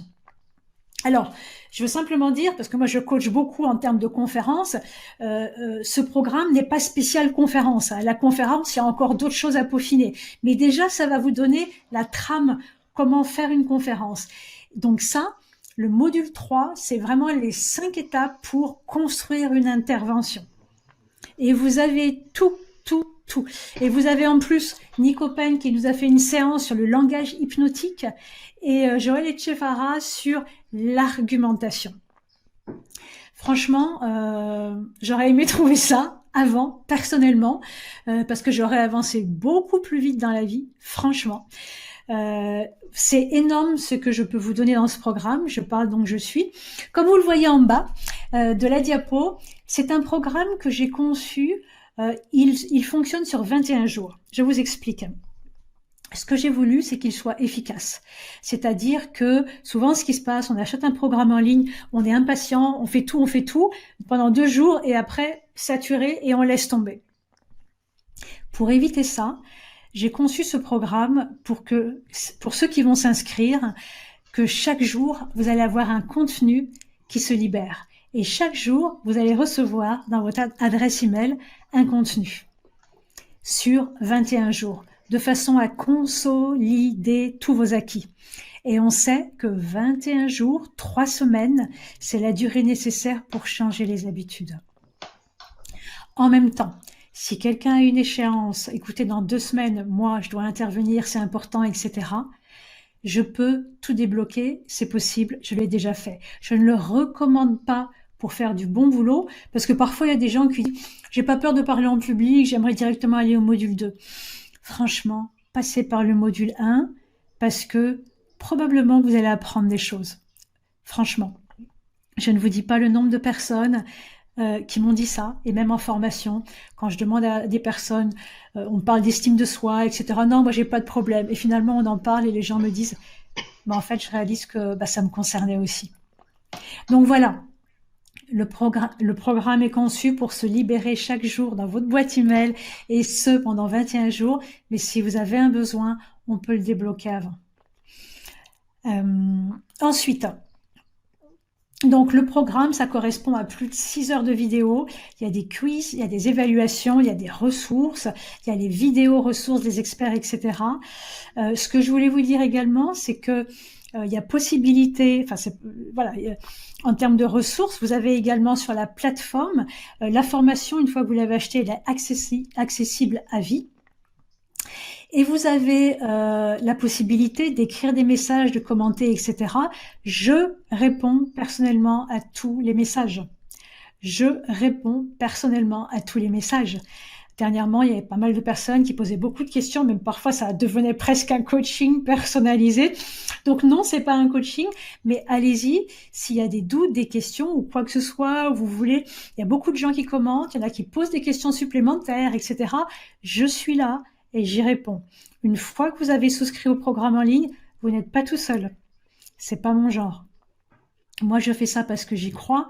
Je fais ça parce que je sais à quel point c'est nécessaire.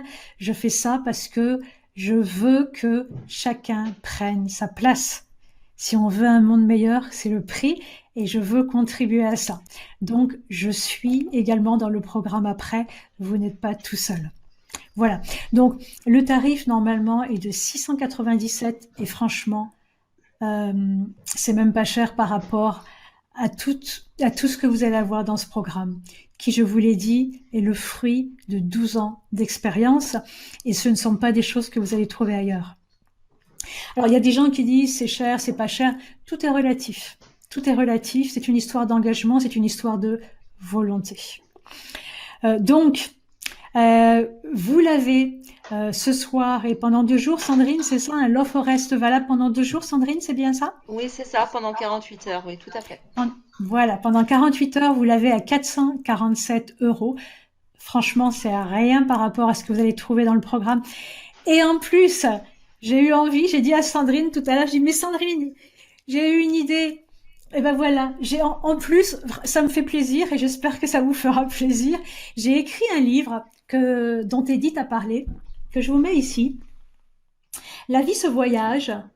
C'est une histoire fabuleuse, ce livre. Et en fait, ce sont des textes et des photos, un par jour. En fait, pendant 1 an et demi, sur Facebook, tous les jours, j'allais chercher une photo et celle qui m'inspirait, j'écrivais un texte. Ça me prenait de 5 minutes à 15 minutes et vraiment, c'était mon cœur qui vibrait. Et je publiais ça sur Facebook pendant 1 an et demi. Et les gens m'ont dit, Isabelle, tu dois faire un bouquin. Et moi, je leur ai dit, mais non, pas du tout, c'est pas l'objet. Moi, je veux simplement donner, quoi, contribuer. C'est pas du tout l'objet. Et les gens revenaient à la charge. Isabelle, tu dois faire un bouquin. Au bout d'un moment, ça a fait son chemin. Et je me suis dit, bah, peut-être alors. Et donc, du coup, j'ai fait ce bouquin. Et je suis pas en train de vous le montrer pour que vous l'achetiez. Mais aujourd'hui, j'ai envie de vous l'offrir. Donc, pour les personnes qui prendront le programme, et jusque pendant ces 48 heures, donc, eh ben, vous l'aurez. Je vous enverrai ce livre qui normalement coûte 19 €. Je vous l'enverrai. Pourquoi? Ben, simplement parce que ça me fait plaisir et j'espère que ça vous fera plaisir. La vie, ce voyage, c'est tellement vrai. Donc voilà, pour les personnes qui s'inscrivent, en plus, elles auront ça en bonus. Petite information pratique, parce que vous allez voir, vous pourrez payer, je crois, soit en une fois, soit en 3 fois. Le bouquin sera envoyé une fois que le paiement sera intégral. Voilà, excusez-moi d'être aussi pas terre à terre, mais pragmatique, mais bon, c'est important. Donc voilà, c'est un petit cadeau que j'avais envie de faire, voilà, comme ça. Du coup, je suis toute oui pour prendre vos questions. Si vous en avez, je suis là pour ça. Sandrine, est-ce qu'il y a des questions? Alors, je rappelle à tout le monde, reposez vos questions. On va revenir sur l'ensemble du chat. Mais posez vos questions là, si vous l'avez posé il y a un quart d'heure, 20 minutes. Vraiment, voilà. Reposez maintenant vos questions. Voilà. N'hésitez pas à poser vos questions. Je suis là pour ça. N'hésitez pas à poser toutes les questions qui peuvent vous venir à l'esprit. Comment gérer les critiques en public? Est-ce que je peux avoir des précisions? Comment gérer les critiques en public? Parce que ça, c'est un sujet hyper vaste. D'abord, en fait, ce que je répondrais comme ça, c'est super vaste. Il y a un travail sur l'estime de soi à faire pour ne pas se laisser déstabiliser par les critiques. Deuxièmement, il faut comprendre que si vous connaissez un peu les 4 accords Toltec, ne pas prendre les choses personnellement. C'est-à-dire que quand il y a des critiques, souvent, elles vous concernent pas vous forcément. Les critiques, elles viennent d'une personne qui les émet. Souvent, ça peut être un état d'esprit, ça peut être son histoire personnelle, ça peut être quelque chose. Voilà. Donc, les critiques ne deviennent critiques que dans la mesure où vous les percevez en tant que critiques. Moi, il m'est arrivé parfois que des gens viennent me bousculer de temps en temps, mais quand on l'accueille d'une façon non bousculante, on transforme ce qui peut être critique on le transforme en quelque chose, en un lien, en un pont, en une connexion avec la personne. Donc, il faut pas se fermer, il faut au contraire s'ouvrir. S'il y a une critique, est-ce que vous pouvez, et si on a besoin d'un peu de temps, c'est-à-dire, je suis pas sûre d'avoir compris, j'aimerais comprendre, j'aimerais vous répondre, est-ce que vous pourriez reformuler votre élément pour que je le comprenne bien, pour que je puisse répondre? Mais l'élément premier, c'est de soi-même, de ne pas se laisser bousculer par la chose, de ne pas prendre les choses personnellement, parce que souvent, la critique vient de la personne qui l'a exprimée et c'est une chose qui la chatouille en elle qu'elle exprime. Et si déjà on arrive à décrypter ça, eh bien, on démine la critique. Je ne sais pas si j'ai répondu parce que le sujet est tellement vaste. À part un orthophoniste, comment peut-on travailler sa voix si elle sonne bizarre? Émilie, merci de parler de la voix. La voix est un sujet fascinant. On ne travaille pas assez sa voix. Émilie, il faut savoir que la plupart des gens, de la même façon qu'ils n'aiment pas leur image, qu'ils n'aiment pas se voir en photo, en vidéo, n'aiment pas leur voix. Quel dommage, mais quel dommage. Il faut savoir que la voix de votre voix que vous entendez sur un enregistrement vous paraîtra toujours bizarre parce que elle n'est pas celle que vous entendez quand vous parlez normalement. Quand je parle comme ça, par exemple, moi j'entends ma voix à la fois de l'extérieur et de l'intérieur par mon oreille interne. Après, si j'entends ma voix sur un enregistrement, il n'y a plus d'oreille interne. Donc je reconnais plus tout à fait cette voix. Donc, cette voix, c'est comme la peur. Il faut apprendre à devenir ami avec sa voix. Souvent, moi, ce que je constate, c'est que les gens ont une mauvaise image de leur voix. Et parfois, c'est faux. Parfois, il faut très peu de choses. Il faut de la respiration, il faut du souffle, il faut s'autoriser à être audible, s'autoriser à prendre sa place. Et du coup, la voix se déploie. Sans aller voir sinon un orthophoniste, il y a des coachs vocaux. Dans le programme d'ailleurs, il y a Isabelle Bilos qui est une coach vocale qui fait des cours. Il y a beaucoup de coachs vocaux. Il y a Isabelle Bilos qui est en Bretagne, il y a Jean Sommer, il y a pas mal de personnes. Donc ça peut se travailler aussi. Et vraiment, je vous recommande de le travailler si besoin est, parce que la voix, c'est crucial. Il y a plein d'études qui ont été faites à quel point, si la voix est rentrée, si elle est petite, si on n'ose pas la sortir, les gens vous perçoivent différemment et vous perdez de votre pouvoir.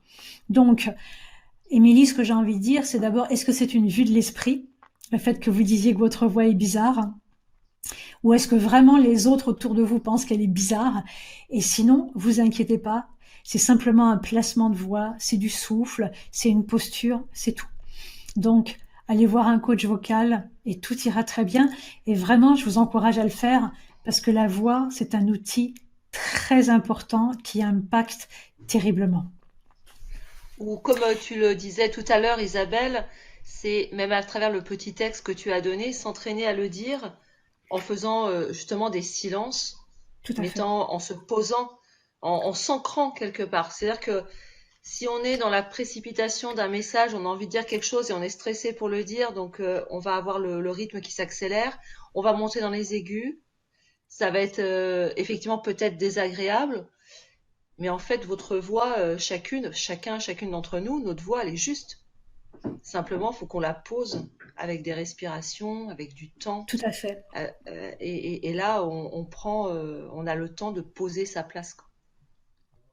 Je revenais sur ça. Oui, mais tout à fait. Mais merci, hein, merci Sandrine. Ce qui se passe, c'est que moi, dans les formations, c'est beaucoup de femmes d'ailleurs, mais pas que, hein, pas que. Il y a des hommes aussi, hein, mais en majorité des femmes qui me disent, moi, j'ai un problème à la voix, ma voix elle est trop petite, on l'entend pas. Mais ça vient d'où? Ça vient de ce dont on a parlé en démarrant, ce poids historique, cette politesse, ces codes de politesse qu'on nous a inculqués. Sois belle et tais-toi, en fait, hein, c'est un peu schématique, mais voilà. Et donc, on s'autorise pas. Et donc, la voix, elle est petite ou elle prend pas de place, mais parce que soi-même, on se referme.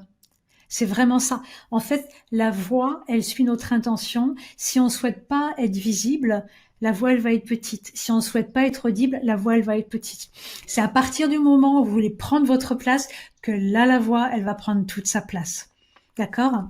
Donc moi, je le travaille aussi un peu en formation, mais sinon, je pensais aussi chanter, hein.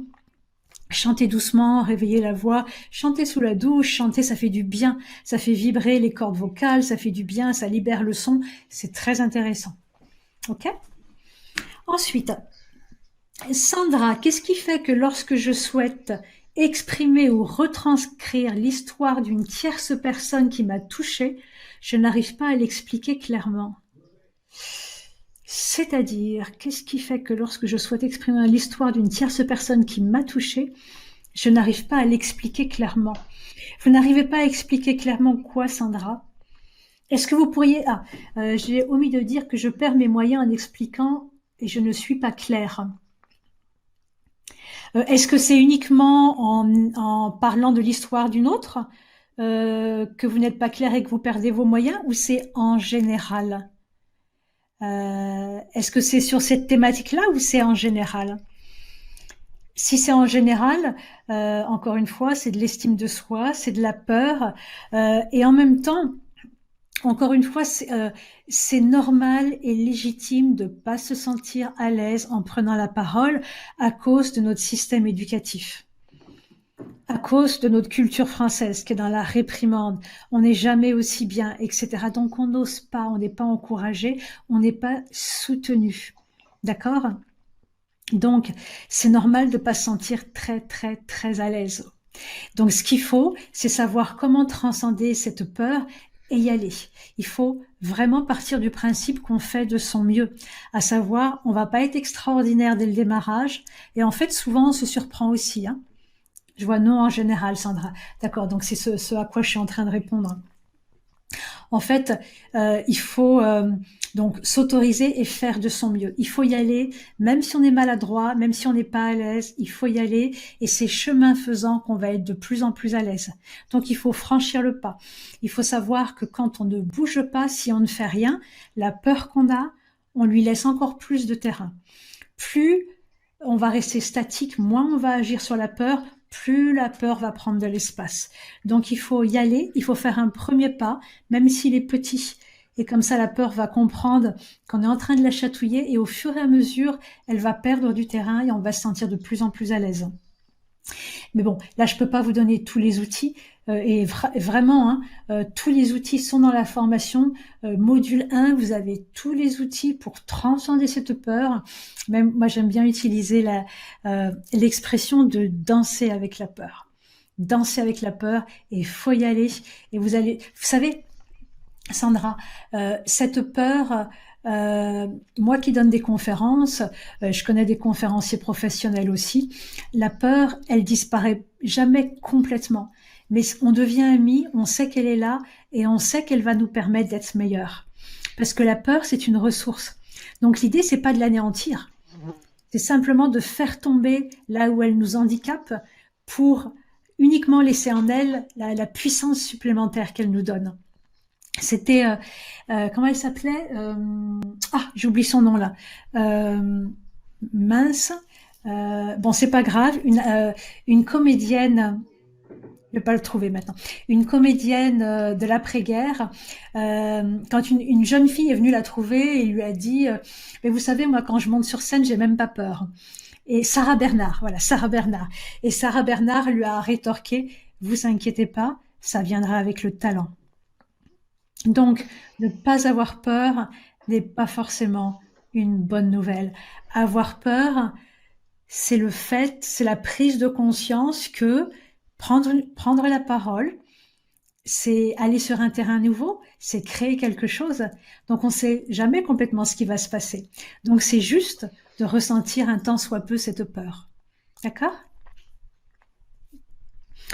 Alors, que faire en cas de voix nasonnée, nasillarde? C'est un petit peu ce que j'ai dit tout à l'heure. Hein. La voix se travaille. Quelle que soit la problématique que vous pouvez ressentir avec votre voix, ça se travaille.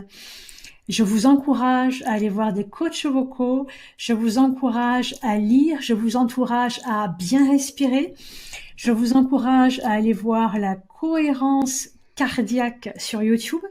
Vous avez des vidéos de cohérence cardiaque qui permettent de bien respirer au niveau du diaphragme, et déjà ça permet de mieux placer la voix. Hein, parce que déjà, si vous faites des exercices de respiration, de méditation, vous respirez bien avec le diaphragme, déjà la voix va se poser, aura plus de texture. Donc la voix, ce travail, c'est une histoire de positionnement, c'est une histoire aussi de ouvrir le corps, Hein. La voix, elle est dans le corps. Donc, si le corps est tendu, si vous bougez pas le corps, la voix, elle est plus petite. Donc, il faut s'étendre, il faut étirer le corps, il faut bouger, il faut aller dans la nature et il faut chanter. Voilà en ce qui concerne la voix. Mais vraiment, c'est un sujet passionnant, la voix. Donc, je vous encourage vraiment à vous intéresser à votre voix et à la déployer.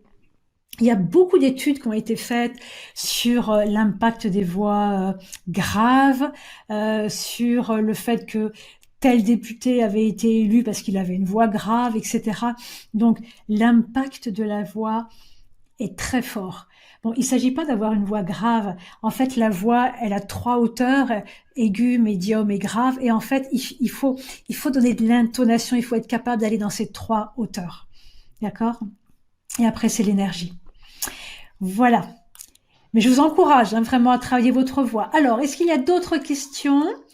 Alors, le lien pour s'inscrire, ça, je pense que il est là, je le vois. Donc, Sandrine vous a mis le lien. Alors, y a-t-il d'autres questions?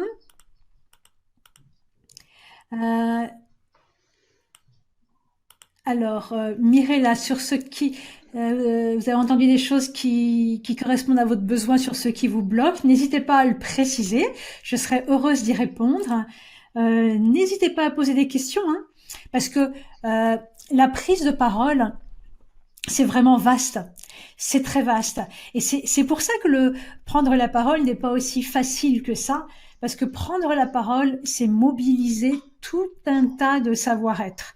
C'est à la fois la gestion des émotions, c'est à la fois être capable d'argumenter, d'organiser ses idées, c'est à la fois avoir une certaine vitalité physique, c'est une capacité à déployer sa voix, c'est une capacité à avoir une certaine capacité de présence. Donc, prendre la parole, c'est pas simplement j'exprime quelque chose, hein.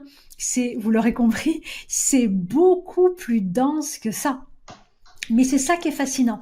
Et en fait, à travers le travail sur la parole, on travaille notre être aussi. Ça va ensemble en fait. Hein. Et c'est fascinant. Mais c'est pour ça que prendre la parole correspond au fait de prendre sa place. Oui, Matt vous l'indique. N'hésitez pas à poser des questions. Hein. Je suis là pour ça. N'hésitez surtout pas à poser vos questions, à commenter. N'hésitez surtout pas. Je suis là pour ça et je serai très heureuse de répondre à vos questions. Et j'en profite pour boire. Sandrine, est-ce que tu as des questions, toi, à côté de ça ou pas? Non, pas plus que celles qu'on a déjà vues. Je veux dire à chacune et chacun qui sont présents ce soir, justement, profitez d'Isabelle qui vous a transmis des clés, mais absolument merveilleuses déjà. Et elle est là pour vous. Donc, allez-y, posez vos questions. Et moi, je vous encourage vivement à rejoindre son accompagnement parce que vous allez prendre là votre vraie place. On a parlé effectivement de prise de parole en public, mais c'est dans tous les états de la vie en fait. C'est à titre personnel, c'est comment se faire entendre, respecter, comment exprimer ses idées. Alors oui, en passant des émotions, mais en enlevant les émotions de colère ou de ressentiment et en faisant passer en quoi c'est important le message que vous avez à transmettre. Et ça démine bien des conflits. Donc ça, c'est dans la sphère personnelle. Dans la sphère professionnelle, ça va vous aider à prendre votre place au sein d'une équipe, dans des négociations, dans votre travail.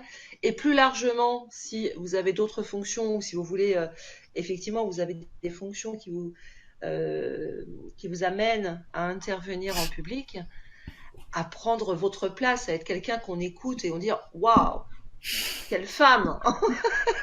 Voilà, c'est ça, prendre sa place. Merci infiniment, Sandrine. Tu sais, moi, je travaille actuellement, mais j'ai une chance inouïe parce que aujourd'hui, je choisis mes clients. J'ai beaucoup de chance. Et en fait, je me disais récemment, c'est fou ce qui se passe actuellement. Moi, je suis la première à dépoussiérer les discours de toutes les personnes avec qui je travaille, à faire sauter un peu les codes et à ramener de l'humain Et les gens sont tellement plus heureux. Là, je vous parlais des experts avec qui je travaille, des experts mondiaux de la biodiversité. Donc, au départ, ils m'ont donné leur discours, qui était intéressant, mais qui avait un ton un peu neutre et qui était beaucoup dans les faits, dans les chiffres, dans les informations. Et je leur ai dit, voilà, on a travaillé pour rajouter des éléments personnels. Alors, chaque fois, il y a un combat.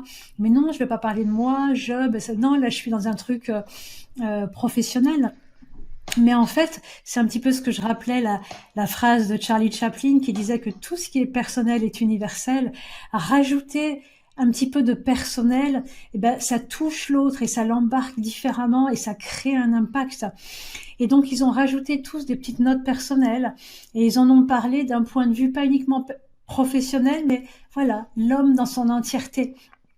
Et ils m'ont dit, voilà, on a déjà fait cette intervention auprès de nouveaux publics, et ils me disaient, mais c'est fou, ça les touche, on sent qu'ils sont plus attentifs, c'est incroyable.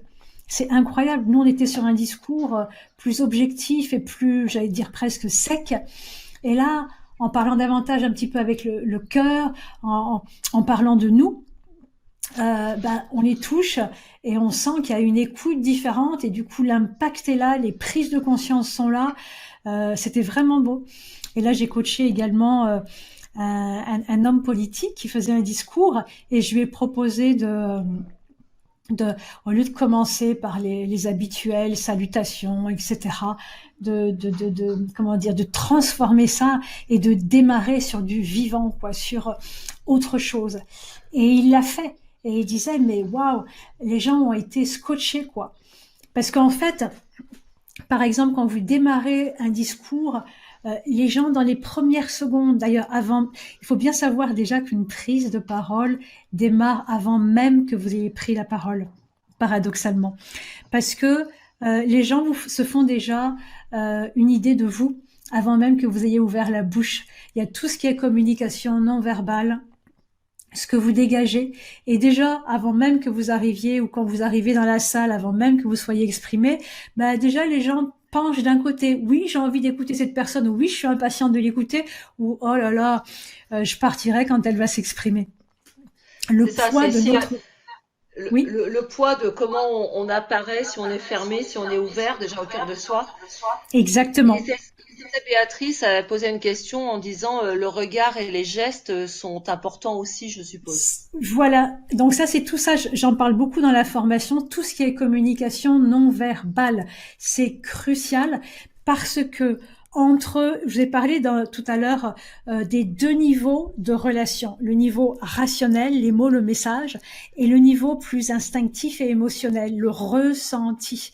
Et en fait, s'il n'y a pas congruence ou si ces deux niveaux ne disent pas la même chose, donc si on dit avec les mots « je suis très content de vous voir », mais que le non-verbal, on a les bras croisés ou on n'a pas le sourire ou il n'est pas authentique, quand il y a une dissonance ou pas de congruence entre ces deux niveaux, instinctivement, on n'est pas bête, on le sait très bien, on va faire confiance au corps.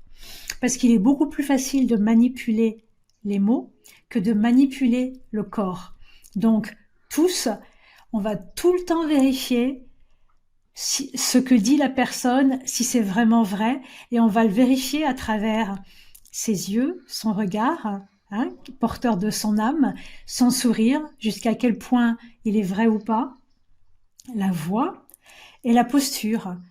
Est-ce que c'est fermé? Est-ce que c'est ouvert? Est-ce que les bras sont ouverts? Tout ça, ce sont des éléments qui nous permettent de faire confiance ou pas à la personne.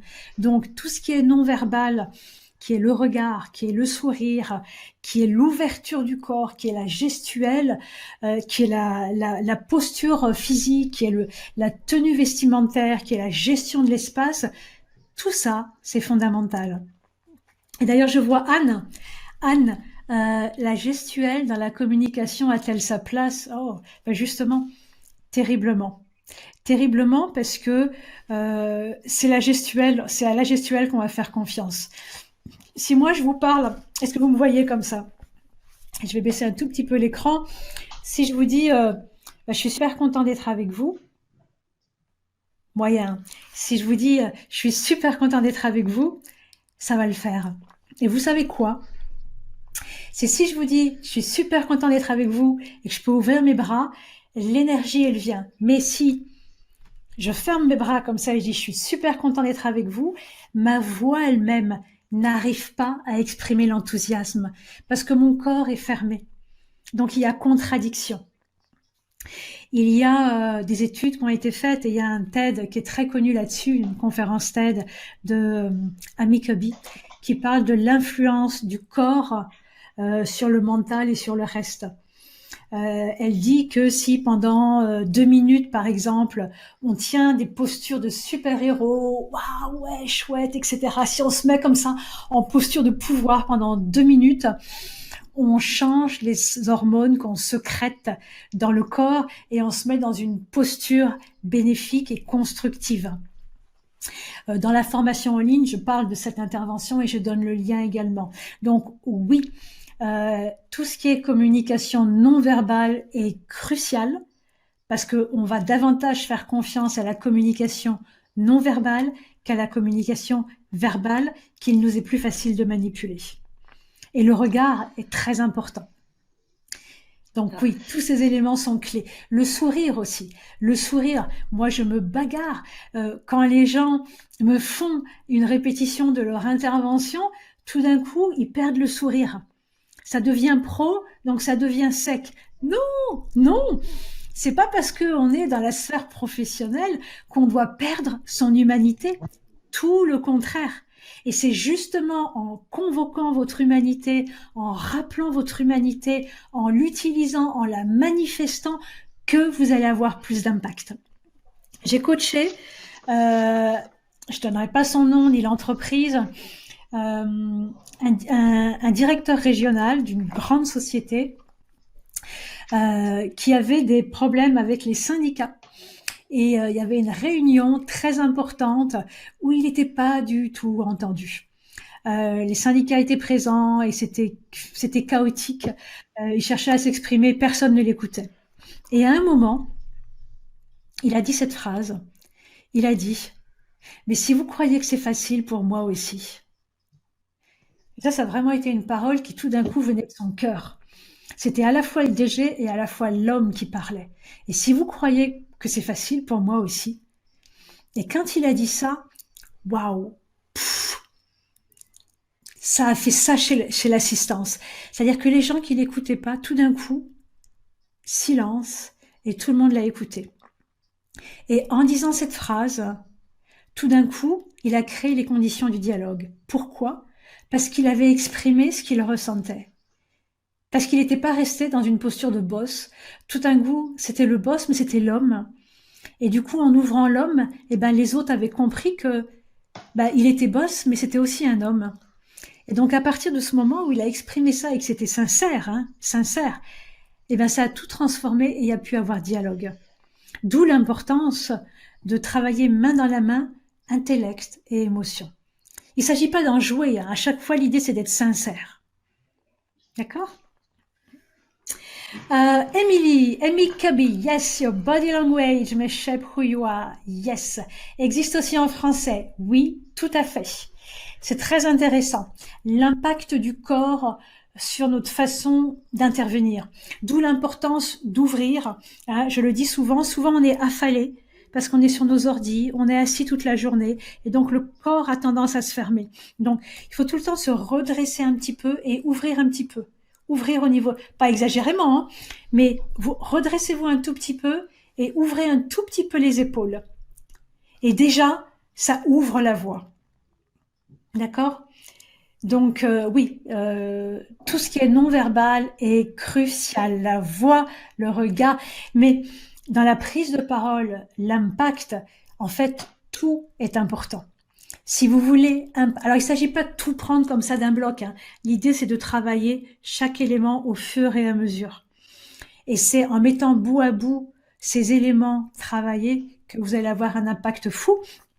Et comme le disait Sandrine, le travail que je propose, ça marche dans tous les cas de figure, vraiment. Ça va marcher quand vous allez parler à une personne individuellement. Ça va marcher quand vous allez intervenir en réunion Hein? Levez la main, intervenir, prendre votre place. Ça va marcher pour défendre un projet. Ça va marcher lors d'une réunion pour, en fait, j'ai entendu votre point de vue, je peux le comprendre, mais j'ai une autre façon de voir les choses que j'aimerais partager, etc., etc. Ça va marcher pour défendre un projet, défendre une idée, pour intervenir quand vous faites une intervention devant des collègues, devant des clients, devant des prospects, devant un codir. Ça peut être en conférence. C'est dans toutes les facettes de la vie en fait, parce que vous comprenez, c'est pas juste une technique que je vous donne, c'est une posture où votre être est au cœur de cette posture. On parle de remettre l'humain au cœur. Là, c'est complètement ça. Donc, l'idée, c'est de vous laisser fleurir, c'est d'utiliser les techniques pour permettre à votre être. C'est comme si on mettait un tuteur à une plante. Hein? Donc, vous avez un tuteur pour vous permettre, waouh, de vous ouvrir, voilà, de prendre toute votre place, comme la jeune femme sur la photo que vous voyez à l'écran. Voilà. Est-ce que vous avez des questions? N'hésitez pas. Je suis là pour ça et je serai ravie d'y répondre. Le sujet est vaste, donc n'hésitez pas. Sandrine, tu as des questions de ton côté ou pas? Non, je n'en vois plus d'autres. Donc, s'il n'y a plus de questions, on va peut-être, on laisse une petite minute ou deux, voir s'il y a une question supplémentaire qui arrive. Simplement, moi, ce que je voulais ajouter, c'est vraiment, n'hésitez pas à rejoindre le programme d'Isabelle. Vous avez vu comme elle est à vos côtés, qu'elle va vous guider. Et pour vous partager quelque chose de personnel, moi j'ai 49 ans, j'ai une fille de 20 ans qui est étudiante, qui vient de sortir un petit peu à l'avance de son travail de job d'étudiant, qui nous a rejoint sur la fin et dit mais maman, je veux faire la formation. Donc voilà. Donc c'est aussi à tout âge. Et c'est vrai qu'il est jamais trop tard, mais et c'est aussi quelque chose peut-être à partager si vous avez des enfants aussi. Vous voulez leur donner aussi cet impact, cette libération en fait de leurs paroles pour qu'ils prennent leur vraie place. C'est aussi un vrai cadeau à se faire et à leur faire. C'est ce que je voulais ajouter. Merci, merci, merci. Cette formation, elle est vraiment faite pour, comme je le disais au démarrage, hein, toutes les personnes qui sont pas à l'aise, toutes les personnes qui éprouvent de la peur, de la difficulté à prendre la parole, qui n'osent pas, peur de légitimité, etc. Toutes les personnes qui sentent que c'est possible, parce que c'est possible. Franchement, et je l'ai pas dit parce que j'ai pas pu tout dire ce soir, c'est pas possible.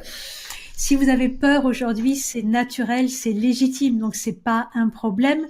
Par contre, ce dont je suis convaincue, c'est que chacun d'entre vous, présent ce soir, et tout le monde peut devenir un super orateur. Je dis pas ça pour vous faire plaisir, mais j'espère malgré tout que ça vous fait plaisir, mais je le dis parce que j'en suis convaincue. Convaincue. Depuis le temps que je travaille avec des personnes qui ont différentes difficultés, c'est très facile en fait. C'est très facile. C'est des peurs. Et surtout, il ne faut pas rester dans les peurs. Il faut pas rester dans les peurs. Plus vous allez rester dans la peur, plus vous lui donnez du pouvoir à cette peur et plus elle vous mange. Donc il faut agir, agir, agir. Mais ça, il faut savoir comment agir. D'accord? Il faut suivre un cheminement. D'accord? Le bon cheminement. Et après, vous allez pouvoir, comme c'est beau, hein, Edith le rappelait, je le rappelais quand j'étais petite, moi j'étais timide. Pas avec mes amis, mais en classe, j'étais timide. Et aujourd'hui, je me suis approprié ma parole. Et mais quel bonheur, quelle joie de savoir qu'on va pouvoir à tout moment intervenir, défendre ses idées, prendre sa place, dire à l'autre qu'on n'est pas d'accord, mais d'une façon chaleureuse, hein. Parce qu'il ne s'agit pas de rentrer en conflit avec la personne. On maintient tout le temps le lien avec la personne. C'est simplement avec l'idée. Donc c'est un bonheur et c'est une joie forte que de savoir qu'on est capable d'être responsable de soi, d'être responsable de ses idées, de les défendre, de défendre ce en quoi on croit, de défendre ses valeurs. Donc ça va chercher loin en fait le travail sur la parole, hein. Vous pouvez l'utiliser simplement pour faire une présentation. Vous présentez-vous et présentez votre activité. mais vous pouvez l'utiliser pour aller beaucoup plus loin si vous le souhaitez. Vraiment, parce qu'il y a vraiment un lien entre la parole et le fait de prendre sa place. Et vraiment, je le répète, si aujourd'hui vous sentez de la difficulté et de la peur, ne vous en voulez pas. C'est ni une maladie, ni une tare, c'est juste naturel et légitime par rapport au système éducatif et à la culture française. Mais ça se travaille. Donc ne restez pas comme ça, prenez les outils pour pouvoir intervenir, défendre qui vous êtes, défendre vos idées, parce que ça fait un bien fou. On va peut-être pas réussir en permanence de défendre nos idées comme on le voudra, mais au moins on aura fait connaître notre point de vue et on aura eu la capacité à influencer. Et souvent on influence et vraiment c'est joyeux. C'est vraiment joyeux. Voilà, je regarde s'il y a des nouvelles questions ou pas. Merci, merci, merci, c'est top. Voilà, Sandrine, qu'est-ce que tu en penses? On va arrêter là? Oui, je pense que si vous n'avez plus de questions, on va vous souhaiter une belle fin de soirée. Oui. On vous remercie d'avoir été présent et d'avoir participé surtout. Oui. Ça, c'est extrêmement important. Oui. Vous avez bien vu, c'est pas un discours académique, c'est l'humain au cœur. Et on était ce soir entre humains et on a partagé quelque chose de formidable avec toi, Isabelle. Ah, merci infiniment. Merci Sandrine, merci à vous tous. Voilà, écoutez, moi j'espère vous retrouver dans le programme où je suis ou ailleurs. En tout cas, voilà, travaillez votre parole, c'est tellement important. Et merci d'avoir été là ce soir. J'espère que je vous aurai donné des clés, j'espère que je vous aurai donné envie et j'aurai grand plaisir de vous retrouver. Et je vous souhaite une très belle soirée. Merci infiniment. Très belle soirée à tous et à toutes. À très bientôt. Au revoir.